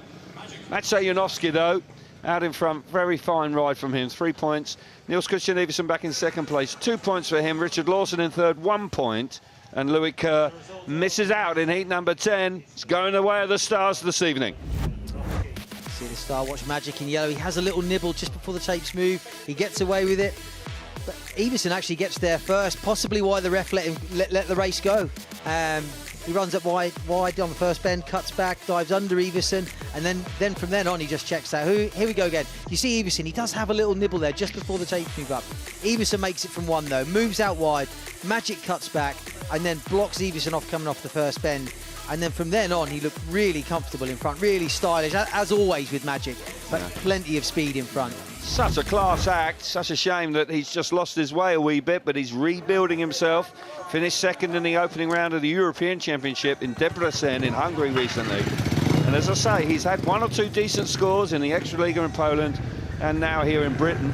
Confidence must be returning. Good to see. Right, heat number 11. The riders are on track. We'll see Patrick Wojtyła again for the home team.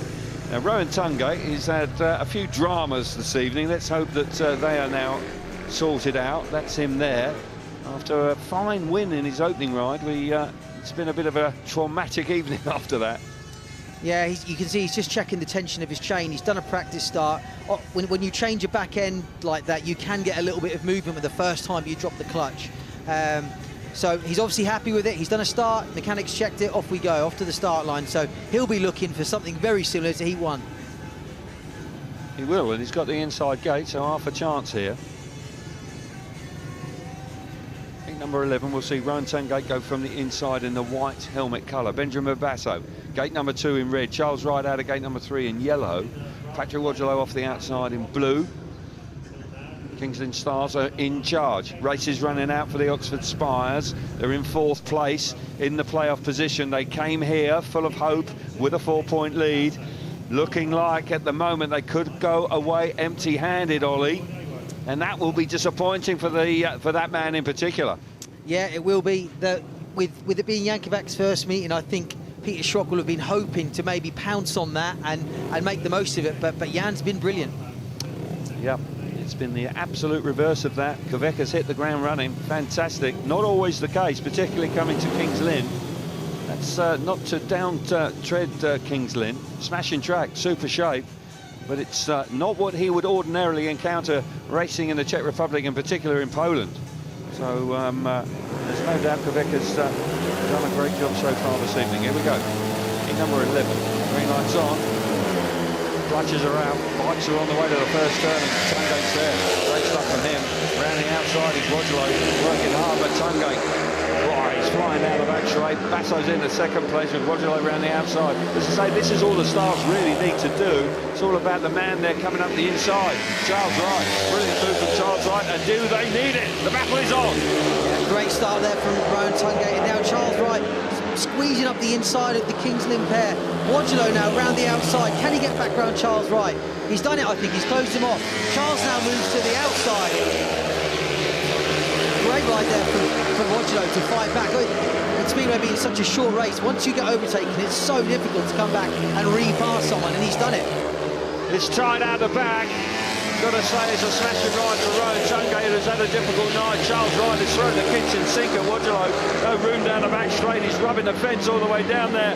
Wright is so brave. Round the outside in the final corner. The charge to the line. Oh, Wojciech, I think, just holds on by the skin of his teeth. Brilliant speedway. Out the back just for a solitary point.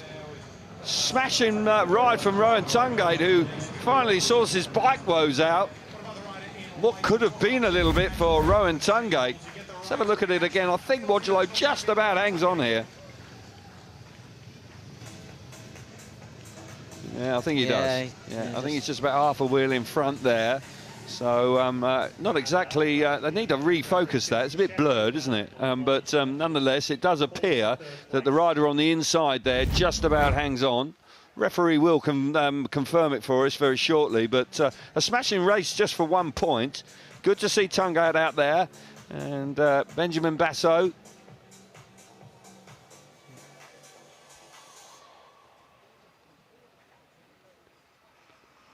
Yeah, so it is a 3-all, it's confirmed, the heat result. Rowan Tungate out in front, 3 points for him. Benjamin Basso hanging on in second place. Wojciech, by the skin of his teeth, picks up that third place, so they retain the 10-point lead. And Charles Wright, well, he'll never ride harder for no points, will he? I mean, that was incredible. He really did have to work very hard indeed. Came away empty-handed. Yeah, fantastic battle there for the solitary point, but like you say, didn't get anything for it. There we see again, Rowan Tungate from gate 1, bit between his teeth. He's obviously, he'd be very aggrieved after that second ride, missing that. But he's bounced back, the bike problems are sorted, great start, gets in front, and for him, it's trouble-free. But the battle at the back is where it's at. You see Charles Wright, he dives up the inside of Wojciech, he takes third place from him. And from there, it looked like he was going after Basso, but Basso then blocks him down to the inside, and that's where the damage is done. He holds him down tight, stops that run, and Wojciech just builds up his momentum and sneaks around the outside of him. But great ride from Charles Wright, because he doesn't give up. No. He then spends the next lap eating dirt. Yes, he did. Just eating shale for fun on the outside there. Yeah. And you know, fantastic race, probably the best race of the night. But Benjamin Basso was smart there. He was aware, wasn't he? Because that move, as you say, when he clamped him down, enabled his teammate to maintain a third place. Brave ride from Charles Wright, though. Yeah. And unfortunately, he didn't get any rewards for it. His teammate did. Right, for the moment, let's get back down to Abby. Kelv, thank you. What an inspired signing this guy has been. Remember, Kings Lynn only 1 point in 8 league meetings, but with just a few heats to go here at the Adrian Flux Arena, they have a 10-point advantage over the Oxford Spires.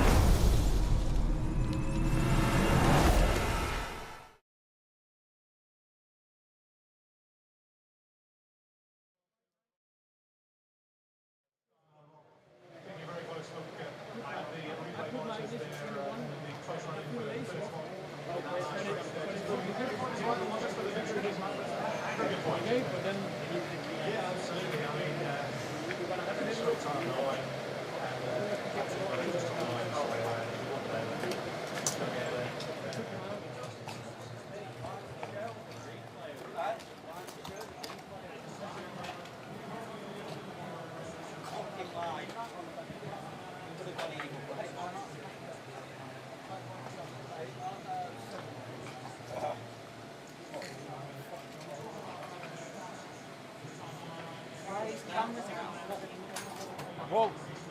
God.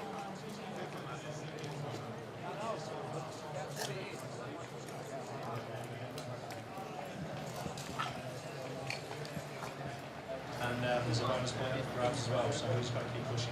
Okay, thanks very much to Rob Lyon, the team manager for the PSH Environmental Stars. Just to give you advance notice as well that our regular Face the Fans conference is a no-go this evening. Obviously, things are looking a little bit later on into the evening, and with the days of play going to push us towards 10 o'clock here tonight. We are going to hope back on our regular Face the Fans conference. So no conference tonight. Normal service should resume next time we're here. Of course, that's Monday, the 1st of July, when Leicester are in town. The Grand Prix start match joining us. So to Richard Wilson tonight, the star, he will be a lion with us in a week or 2 weeks' time when the Monday Night Raw and Monday Night War returns to the Adrian Flux Arena, and of course a whole host of all Hampton Bulls as well. The likes of Sam Masters, Ryan Douglas, Luke Beck as well, and then just 3 nights later, if you've got to wait a couple of weeks for action here, comes along very quickly to follow as well. Let's take you on Monday first, and then Thursday the 4th of July is all about the general election, but also fireworks for those who observe American Independence Day here, and plenty of fireworks off the track as well. Because we're going to be seeing the Birmingham Brummies back in town. That means Tom Brennan, of course, you qualified for that Cardiff Grand Prix, and a certain rider called Fast Freddie Lindgren. Haven't seen him in a team racetrack for a little while in this country. Used to be a Wolverhampton man, and now, of course, a Birmingham Brummie. So Fast Freddie will be joining us alongside the Brummies Thursday the 4th, 3 nights earlier, the Leicester Lions in town.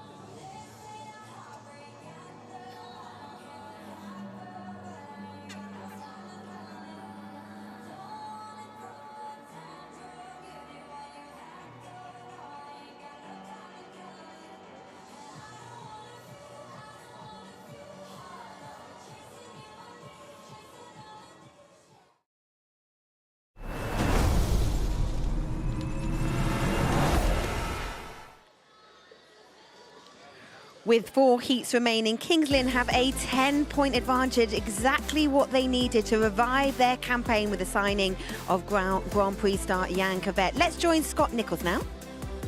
Yeah, thanks, Abby. Well, Jan Kvet is actually in this next race, and he was one of Kel's men to watch, and what a cracking night he had. No better way to open the night than with a win. Then he ran a third, then he backed it up with another win, and he stretched away once he got in the lead.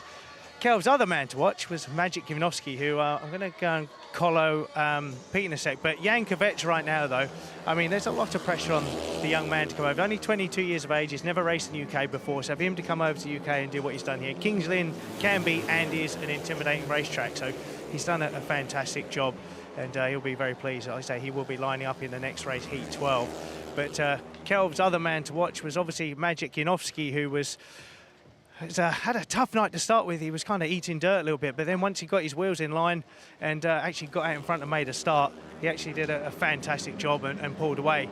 And I believe Magic is, you can see him on screen right now, Magic is chasing hard in his race here, but then when he finally makes a start here in Heat 10, he makes a start, a perfect start. We know how good Magic is from the gate, leads away there, but Magic is going to be out in the next race, I believe. Peter, it's been a tough night for you boys. You're going to have to make a change. Yeah, 100%. I've said it at the beginning, it's going to be a tough meeting, so I'm going to put Magic in now as a tactical sub, so hopefully that'll pull us back a little bit more and then see what else I can do after that.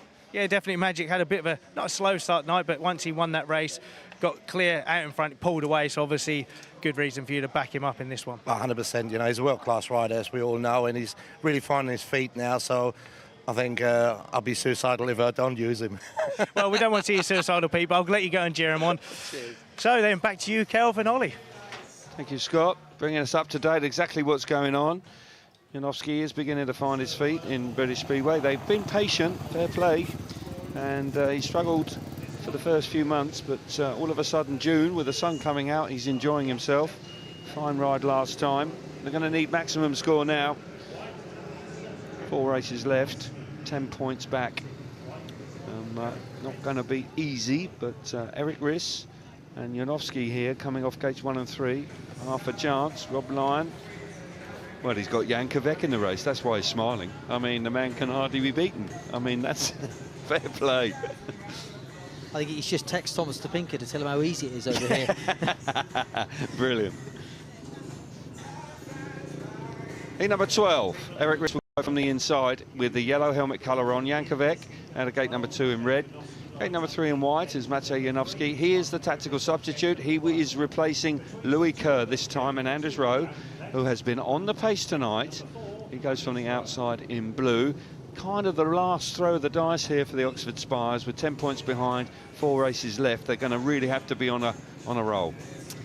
Yeah, they are. It's going to be tough for them to get an advantage, though. You know, Magic comes in, but Anders has looked solid, like you said, and Jan Kvet's having a fantastic night. So it's going to be a tough race, this one. Indeed. Eric Riss, who has had a couple of disappointing rides in his last couple. He's had a quiet night. It's been there or thereabouts, Eric. One race you could sort of excuse. He got squeezed on the back straight and found himself relegated to the back. But he will be more than aware of how important this race is for his team. Jan Kvet just doing a bit of overtime there on the start line, bashing it down, trying to make sure they get the best possible grip going to the first turn. As I say, Maciej Janowski got away. Once he gets away, he really is very impressive indeed. Inexplicable why he lost his confidence. I don't really know why that happened. It's very strange indeed for such a top quality rider. Here we go, heat number 12. Tapes up. We're into the first turn. Right there. Janowski comes roaring across from the outside. Riss has gone right round the inside. Kvet's there, just about into second place. He's in the points again, Kvet. Eric Riss hanging on there. Kvet pushing on now, chasing Maciej Janowski out in front. 4-2, Anders Rowe is out the back. Janowski in front with Jan Kvet chasing him hard. Yeah, great start from Magic. He's in front, he looks comfortable, but Riss is under pressure from Rowe. Rowe's got wide, he's turned back, he's come up the inside of Riss now and pushes his way into third place. Great ride from the young Englishman. Indeed it was. Can Eric Riss respond? No, not quite. Janowski once again, super fast out in front, but it's not what they need. They need heat advantages. And the Kings Lynn Stars, with a 3-all on the cards here, are getting ever closer. Janowski, you can see the confidence returning to the man. On the back wheel, down the back straight. Final lap, roaring out of the bottom corner, wins his second race of the evening. He's only dropped 2 points tonight. Kvet in the big points again in second place. And a good ride from Anders Rowe there. So it's still a 10-point lead, 4 points required for the home team, and they've won the night. It's looking very, very likely, and they could, as a consequence, pick up the aggregate points as well. Janowski, second win of the evening, 3 points for him. Jan Kvet, 2 points for him. Anders Rowe in third place, 1 point. A good ride from Rowe there to come through to get the better of Eric Riss, who missed out in heat number 12. Here we go. Yeah, great start from Magic from gate 3. He knows exactly where he's going. He makes the start, he runs up wide into that cushion of dirt on the outside, and from then on he just goes further and further away. But the battle at the back is what you need to watch. Anders Rowe in the blue helmet colour, he's chasing down Eric Riss. Here he is, he moves to the outside. Riss tries to block him, he moves up wide. Rowe sees that move, he cuts back, comes up the inside of Riss, and really good ride for the young English rider. It's not easy to overtake. It's great racetrack, but because it's such a nice track, it's difficult to overtake. Yeah, the surface has something to play as well. There's grip everywhere, so you're right, it is not easy. But a nice ride from Anders Rowe to make sure that they keep the pressure on the Oxford Spires. They're not slipping up tonight, the home team.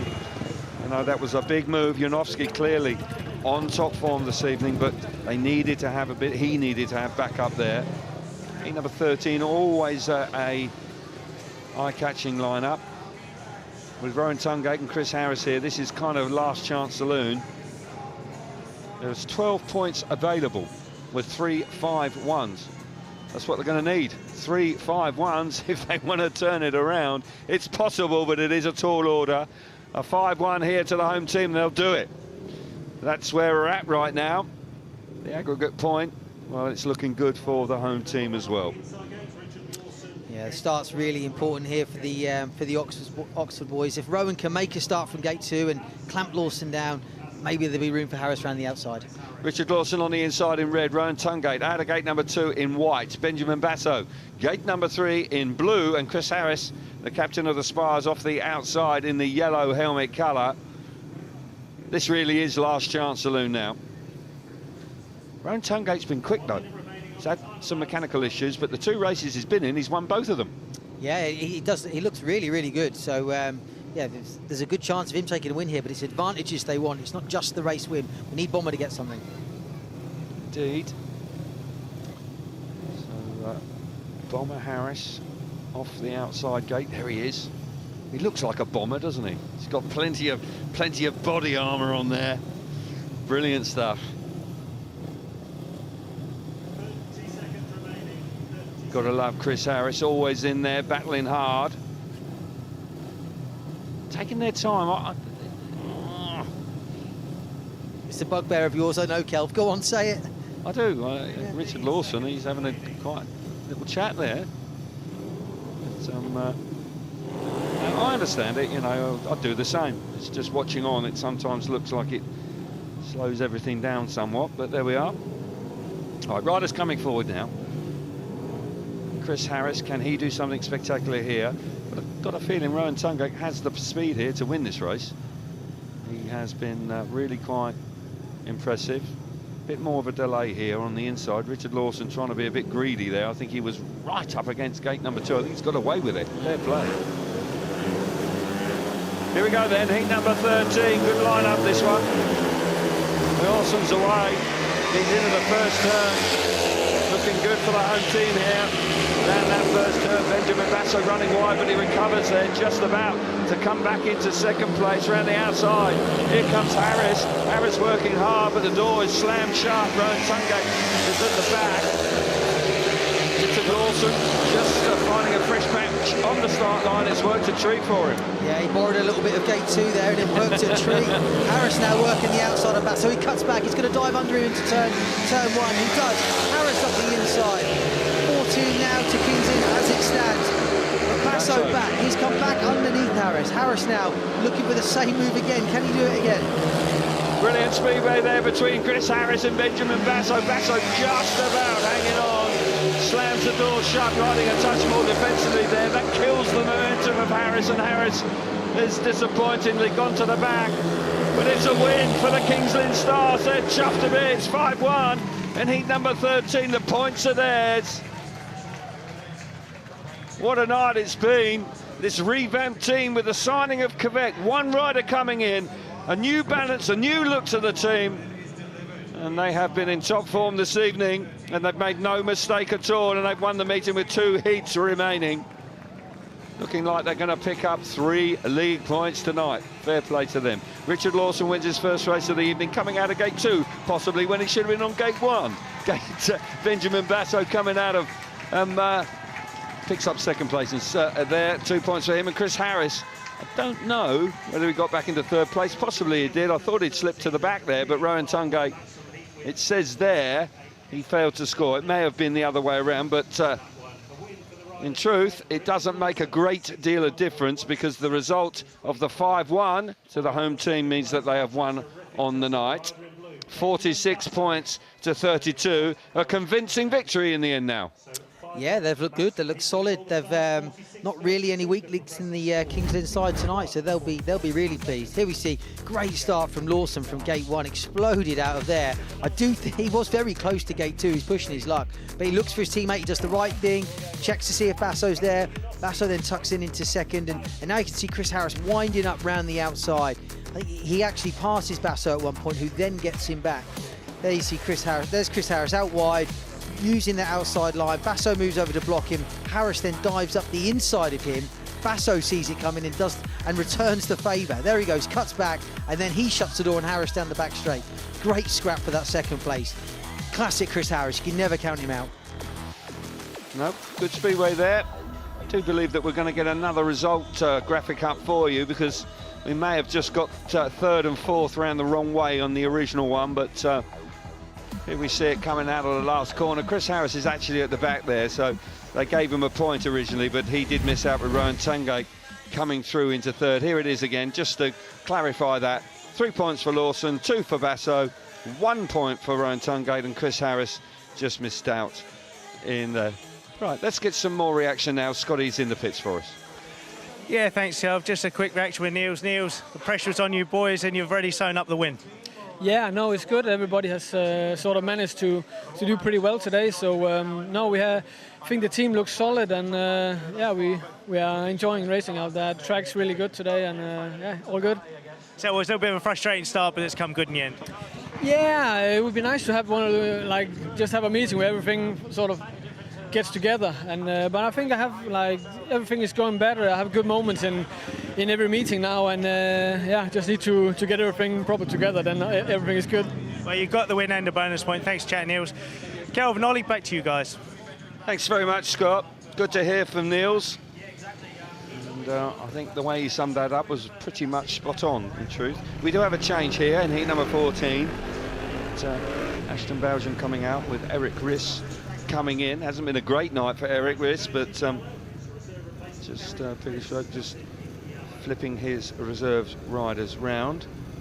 I'd say Janowski, good to see him on form, and that'll be encouraging. It hasn't been their night, the Oxford Spires, but if you've got a rider like Janowski beginning to lead from the front as he was signed for, and he's now producing that, well, that is a big lift to the team. Number 14, Janowski will go from the inside in the white helmet colour. Patrick Wojolo out of gate number 2 in blue. The tax sub coming into here is gate number 3 in yellow is Eric Riss, and Nikolai Klint off the outside in red. Now Klint could be a danger man here. He gets away, he'll be a hard man to peg back, but Janowski, I fancy, is beginning to ooze some confidence. Yeah, Magic is starting to look good. Gate 4 hasn't done a lot lately, so it'll be tough for Nikolai from there. But you know, yeah, I think with either Nikolai or Magic, whoever makes the start, they're very fast, and it's likely they'll check out. Could well do. Nikolai Klint, who actually rode for the Oxford Spires for about 5 minutes, and then he was released and was picked up immediately by his former club. He rode here previously by the Kings Lynn Stars, and as Niels Christian Everson was saying in that interview with Scotty Nichols, their side looks quite nicely balanced. They've got an issue at number 1, whether Tobias Michelet will come back, we're not quite sure, but a nasty injury sustained early in the season for Toby, so I'm sure they'd love him to come back, because he is another terrific rider, isn't he? Yeah, brilliant rider, and a great signing for Kings Lynn, so shame things have gone the way they have. So we're on board with Patrick Wojolo, his final ride of the evening. Takes up, Janowski's made a lovely jump there, he's got to the first turn, Riss is there alongside him. This is a bit of a consolation going on here in heat number 14. Riss coming around the outside. Janowski needs to be aware that he's there. He might just have a look now. He has. He's had a sneaky look over his shoulder. Oh, God, look at that move there from Nikolai Klint. Janowski's going to have to respond. Klint's coming on strong down the back straight. That's tight. Yeah, great move there from Nikolai Klint to sneak in between the Oxford pair. I think it was good job Magic looked when he did, because I think he thought it was his teammate. And now Nikolai Klint is all over Magic. But now Magic's, has he settled now? Did he start to pull away? Nikolai's fast in second. Indeed he is. Nikolai Klint from Denmark, chasing Maciej Janowski from Poland.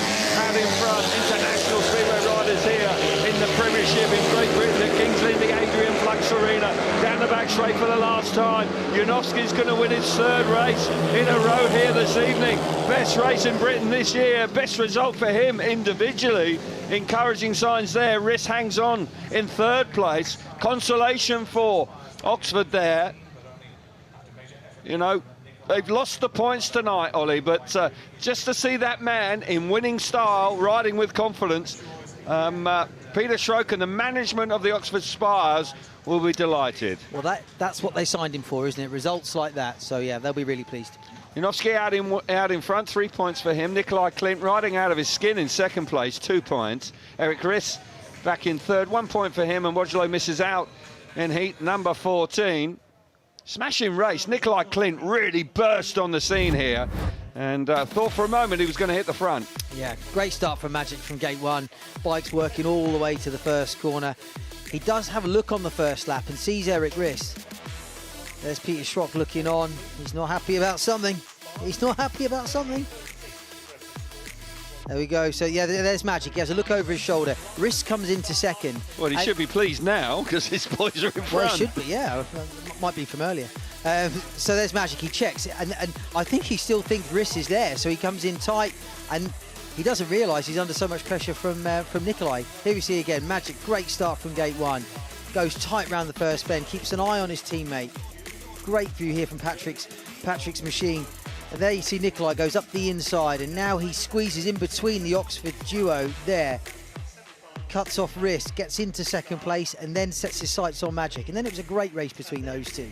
Really matched for speed. Indeed they were, but Janowski came out on top for the third time this evening. Smashing race between the two of them. And we will make our way back down to Abby in the pits. Always to say this about where we have the TV monitor in the pits and usually picking up the body language. Magic Janowski this season, and actually in the Grand Prix as well, just really sullen, his head is low.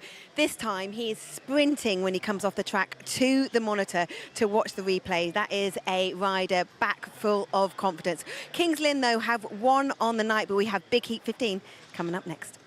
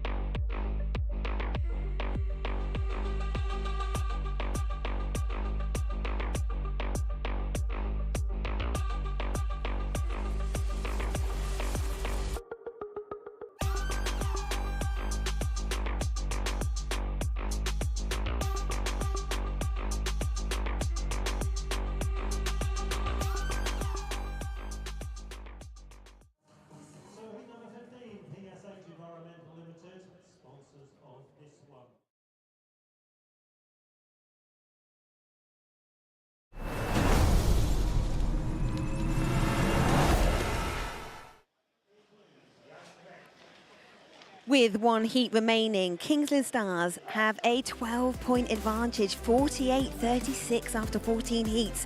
Before we join Scott Nichols with the managers, a reminder, the Speedway Grand Prix, it's round 6, and a week of Saturday will be in Gorshof, and you can catch the action on Eurosport 2. MotoGP, they will be in the Netherlands in Assen, Cathedral of Speed, always a great meeting, and that's the 28th to the 30th TNT Sports. And you can also watch Outback Opal Hunters, that's available now on Discovery Plus. Scotties with the team managers and their picks for Heat 15. We're going to come to Rob Lyon, Kings Lynn team manager. Rob, made the changes tonight, awful lot of pressure on the team. You must be delighted the way they've performed tonight. Yeah, great team performance. It's third one on the trot really, because we had 2 good performances in the last couple of weeks, so really happy with that. And new lad comes in and did a solid job, and it's what we've been looking for, and yeah, great, really pleased. We had a little bit of a chat before the meeting, and now obviously getting those points on the board, the carrot is dangled for the playoffs. That's got to be a good motivator as well. Yeah, indeed. You know, it's all about momentum, and the boys have got a little bit of that now, so we can go into our next 3 meetings with a lot of confidence, and that's what it's all about at the end of the day. So, well, this last heat could be another confidence builder. Could you tell us which riders and what gate positions you've opted for, please? Yeah, we're going for 1 and 3. Benjamin Basso in red off gate 1, and Jan Kvet in blue off gate 3. Cheers, Rob. Pete, been a frustrating night, mate. It's been an awful lot going on in the pits. I know that can kind of unsettle the team, but it's not been a night for you boys. Yeah, no, I can't fault the boys what they've done on the track. Well, we lost it today in the pits. You know, too many things gone wrong, and you know, and that sort of cost us today. But that's not taking it away from Kings Lynn.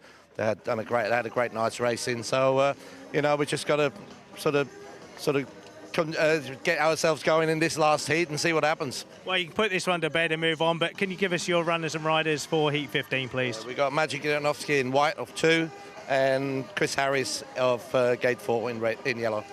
In red, wrong team, mate, wrong place. But anyway, cheers, Pete. Well, good luck to both of you. Rest of you, back to you, Abby. Scotty, thank you so much. Lucky that you are mates with Peter. We have one heat remaining. Maciej Janowski, he has been in form tonight, but Kings Lynn Stars have absolutely been the dominant force. Has it surprised you, Calv?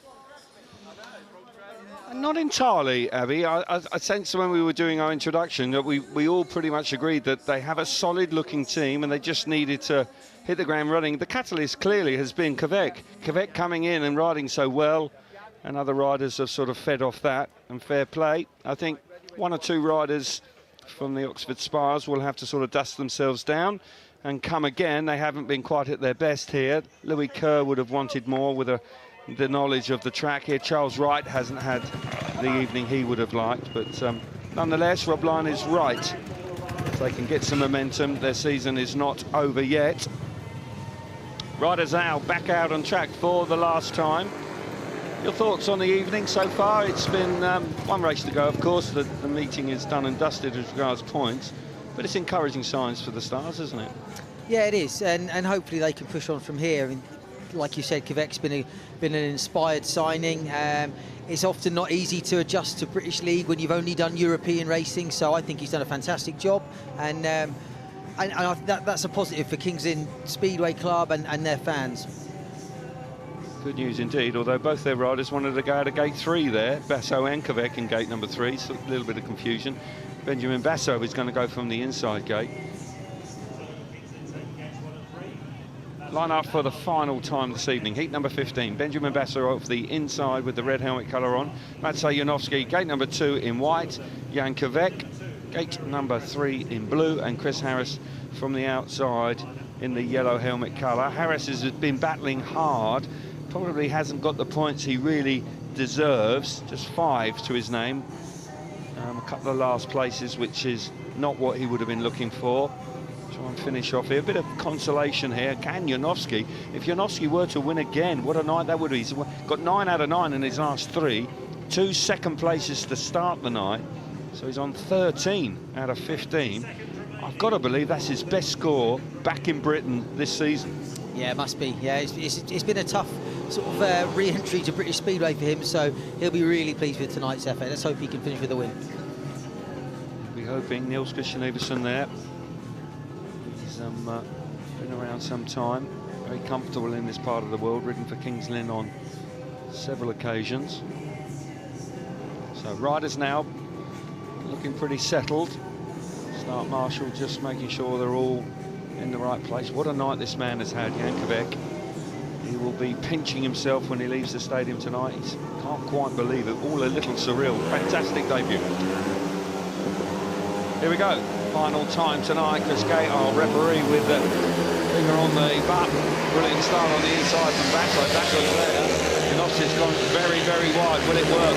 Charge down the back straight. Yes, it has. That was real confidence. All of a sudden, you see it. You can see it. Look at Harris. Harris is coming on strong as well. Thought he was going to get through as well. And Janowski roaring off the fence, loving life out in front. Yeah, like you say, Magic looking really confident in front, letting the bike run so close to the fence on the first and second bend. Kvet's now doing the same on the third and fourth corner. He's putting Harris under pressure. He dives up the inside of Harris on turns 1 and 2. Harris gets back around him though. Great battle between those two in the back. Super racing here at Kings Lynn tonight. Almost the rebirth in Britain of Matvej Janowski. That bike is singing out in front. He's loving it. A little bit out of shape down the back straight, but look at those motorcycle skills. Loving it there. Kvet's going to miss out for the first time this evening. It's a 4-2 to the Spires. And it was inspired by the Polish man, a former Grand Prix star, back in British Speedway. Wins his 4th race of the night. And he'll be pleased with that. In the end, it's a 10-point victory. That's exactly what the home team deserves this evening. They have been the better team. But as I say, when you've got such top quality in the lead, it is nice to see them strutting their stuff. Yeah, really good to see Magic back to what we expect him to do. He looked really good, looked like the Magic of old. And yeah, but when a rider like that is confident, just a joy to watch, really is. Wholeheartedly agree. Janowski out in front, 3 points for him. Benjamin Basso back in second place, 2 points. Chris Harris riding hard in third place because he had to, because Kvet was pushing him all the way, and Kvet misses out for the first time this evening. So 50 points to 40. That is the finishing score. And we'll see heat 15 just one more time. Yeah, great start from Magic. He had one thing on his mind though. He's running up to that cushion on the outside. There he goes. Probably a metre away from the fence at 60 mile an hour. Great bike skills there, and looks comfortable in front. Looks really good. Settles down, relaxes, and just pulls away. I really hope we see him on the back straight last lap. Here we go. Magic, great start from gate 2. Like I said before, straight to the outside. He's got one thing on his mind. He knows where he wants to go. He's made his mind up before the race has started. And there he looks great. Look at the bike control there. The bike lifts, he's sliding at the same time, and never looked out of control. Really good race from him. Yeah, good battle for third. Jan Kvet put a lot of pressure on Chris Harris as well, but there's no doubt that Harris held on. So it's been an exciting night all round. Terrific debut from Jan Kvet. As I say, it's been a rebirth for Matvej Janowski. So, gentlemen, we have this Omologato rider of the night. Who's your pick? Jan Kvet. Yeah, I Jan thought Kvet. Great debut for him in British Speedway tonight. I'm sure he'll be really pleased with that. Yeah, big smile on his face. I have to say, he was nervous before the meeting, but I think that was actually about speaking to me in English, because he didn't show any of that nerves on the track, did he? No, he did not, and he started in fine style. That restart for his first ride did him a favour. He kicked on from there. He just missed out in heat 15, but I agree with Ollie. That was a fabulous debut for him, and rightly, he wins the Omologato Rider of the Night. Gentlemen, thank you. We're going to take a very short break. When we come back, we'll have some more analysis. You've been quiet on social media tonight. Any questions that you've got of Scott, make sure you use that hashtag #IsCarlOps. See you in a moment.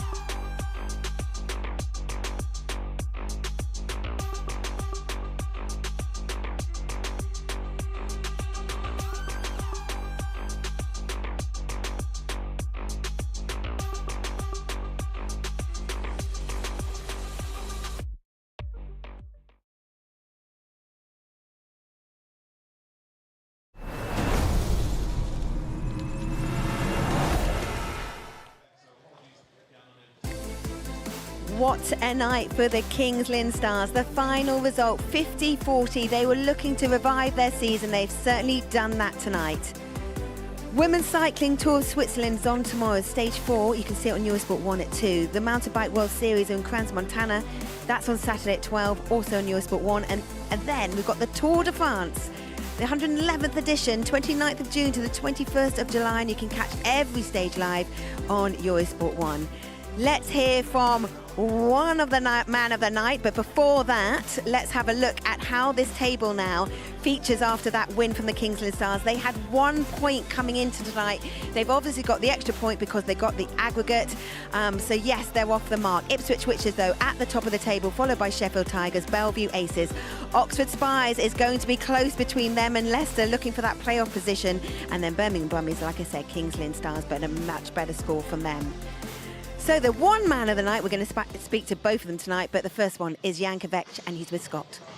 Yeah, thanks, Abby. I'm with Jan Kvet.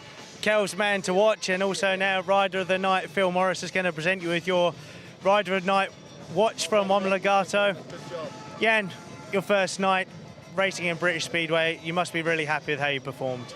Oh, it's amazing night. Yeah, I'm very happy. I'm a little bit mistake last heat and lost the points, but yeah, it was amazing race, amazing night, and I'm very happy.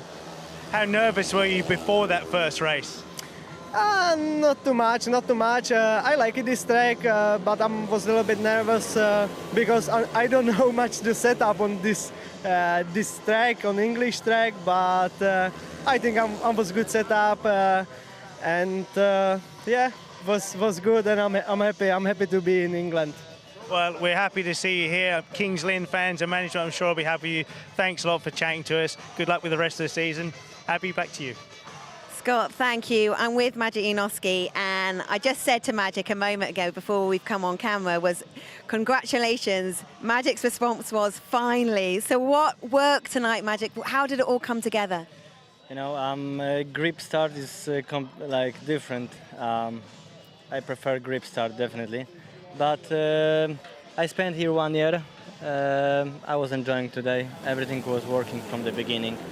So I'm very happy because this season in England been difficult after this long break, but I have really good fun tonight. And that feeling must be so special, Magic, maybe even sweeter when it hasn't been going so well. But you just looked so full of confidence, actually off the bike, but certainly on it. Yeah, you know, when everything works good, you find good setup, then you can relax more on the bike, and everything is much easier when you're not sure about the setup and about your riding. My first 2 heats been today. Maybe I was not so sure which lines to use or how this outside line is gonna work for me. But after 2 heats, I said to myself, like, you need to attack more. Like, I mean, not the opponents, not the riders from the home team. I need to attack more my bike. Yeah. You know, like be more sure what I'm doing, and it was working good. I'm very enjoying. I mean, you did see that attacking style. It was kind of written all over your body language. It's just so amazing when you're riding with that kind of confidence to watch. For Oxford, though, I mean, all the drama was happening really in the pits, and luckily not yours. Yes, that was a hard night for our team. Rohan have a lot of problems with his bikes, and I hope we're going to fix that till the next meeting and fight for more points, because we need them. Well, Magic, you were in sweet form, 16 points. Well done. Sweet 16. Let's hear from Rowan Tungate now. It was a challenging evening for the Aussie. Yeah, thanks, Abby. It indeed was a challenging evening for Rowan and for the Oxford team, full stop. Mate, you had a bit of a shocker of a night. Yeah, it was not what I wanted, and I snapped the frame in the last corner and snapped the chain. And we tried to change things around and found the problem with the frame, and yeah, it was a big disaster for me and not what I wanted and not like how it to be. Yeah, so still got a couple of wins. I felt good on the track, and I'm just disappointed I didn't get to get more time on the track, as it was actually really nice tonight.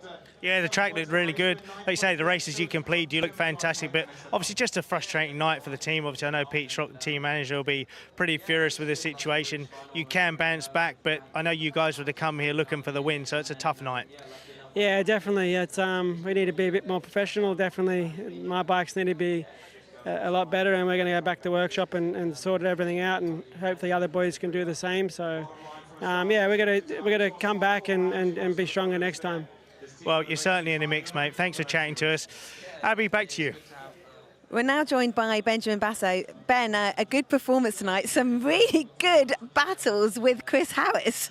Yeah. We had some good battles, and you got the better of him. Yeah, I did tonight. Chris is one of my good friends, and it's always fun battling against your friends and winning as well. That's the most important. So. And to still be friends afterwards. Of course, we will always be friends. Ben, a real solid performance, 1-7 from the stars, and it just looks like there's a balance of this team where it suddenly feels like it clicks. Yeah, I feel like we are getting more and more in balance with the track and how we want it prepared and the setups and all that, and it's just a nice additional thing that Jan has come to help, and I think it's going to get a bit more stability in the team because we've been like changing riders, getting a lot of guest bookings, and it's just nice to have the same team always. Yeah, when that consistency's there, and the fact that he came in with that motivation, that kind of fresh blood almost, seemed to rejuvenate everyone else around him as well.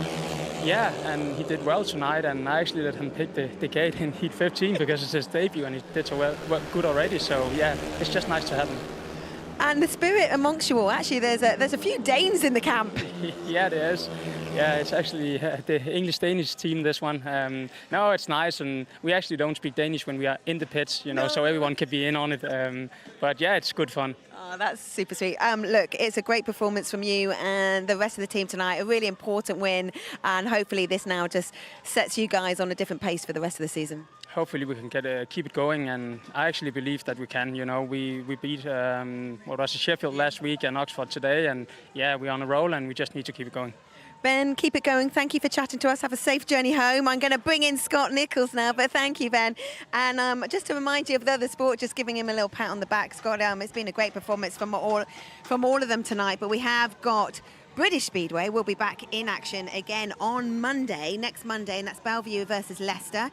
Obviously, you can join us 7:30 in Eurosport 2. MotoGP there in Assen in the Netherlands, 28th to the 30th of June on TNT Sports. And the Speedway Grand Prix is round 6, and it's in Gorshof at the Edward Jankash Stadium, 29th of June, Eurosport 2, and a 90-day fiancé. You can see that available now on Discovery Plus. Scotty, we started the night and we thought we were being very funny when we were like, we could see the literal Spires of Kings Lynn against the Oxford Spires. I think your line was, which Spires is going to be better? Well, it was Kings Lynn. Kings Lynn had the better Spires. They shone through, didn't they? It's you know what? It's obviously a feel for Oxford. It's tough when they come in. Obviously, I race for the Cheetahs, they're other teams, so you know I kind of have a close alliance with them. But at the same time, for Speedway in general, it was great for Kings Lynn to get a win, great for them to dominate. And I think it's good that, you know, we want to have a playoff system where Kings Lynn can be a threat. You know, they had those 2 points deducted. I believe they're appealing it, and who knows, if that is overturned, that could throw them right back in the mix. And that's what we want as viewers and as fans of the sport. We want it to go down to the wire. Yeah, I'm going to get my phone out because I'm getting exciting news in my ear that we do have some hashtags. Scotty, okay, here we go. Hope they're inspirational. I hope so. That inspirational thing tonight has been there. Okay, why would Oxford bring in risks for Bowen for an extra ride? Would the young rider not benefit from the extra experience? I honestly don't know. It'd be interesting to ask Pete. I think, I don't see that personally. I think, you know, a young lad who's a fantastic little rider, give him the chance. Oxford can't do anything. The meeting was done. I think, personally, I think Ashton should have had that race. Give him the time on the track. Let him try something. Yeah. You should have let Peter know that. Peter, where are you? Okay, next one. Should we go back to the old rule of being able to keep making tack subs while 6 points behind, let the managers manage? Yes and no. I think where they've possibly done that is because if you've got a team like Kings Lynn are very solid all the way through. If you've got a team that's very top heavy, back in the day, like the Hamill-Hancock era, you can really rely on those riders heavily, and it can almost be a bit unfair that it's an unbalance. So I think, you know, it's good to have tack subs. It brings the meeting closer. But at the end of the day, if you're being beat, you're being beat. You know. You're saying it like it is tonight, Scotty. From Social Speedway, thank you for tweeting. Oh, I like this one. If Scott could invite 4 riders, past or present, to a dinner party, who would they be? There's no female riders, is there? Well, there is now, but I mean, you know. John Cowboy Cook. Yeah. Billy Hamill. Steve Jono Johnson. And it's got to be my mechanic, Hazza Paul Hurry. Oh, nice. And reason for the first 3? I can't say it. They all like a drink. they're all characters. I mean, to be fair, Billy Hamill. You don't know Scotty, so you'd be the odd one out on there we that. go. Billy Hamill and John Cook were my heroes. I mentioned them in the book. They were my heroes when I was a kid. Yeah. Okay. Well, we're going to be back in action next Monday in Bellevue, and they'll be facing Leicester. And this is how the standings are before we head to that meeting. It is Ipswich Witches. Scotty, you've been riding for them all season. I think you've only missed one meeting at home, haven't you? You've helped them get those 21 points. Sheffield Tigers in second, 4 points behind them, 17 points. Bellevue Aces third, Oxford Spires in fourth, but Leicester Lions, who do have a match in hand. They're currently out of the playoffs. That could all change. Birmingham Brummies and Kings Lynn Stars at the bottom of the table, but a really important meeting. Now, look, what can Kings Lynn Stars?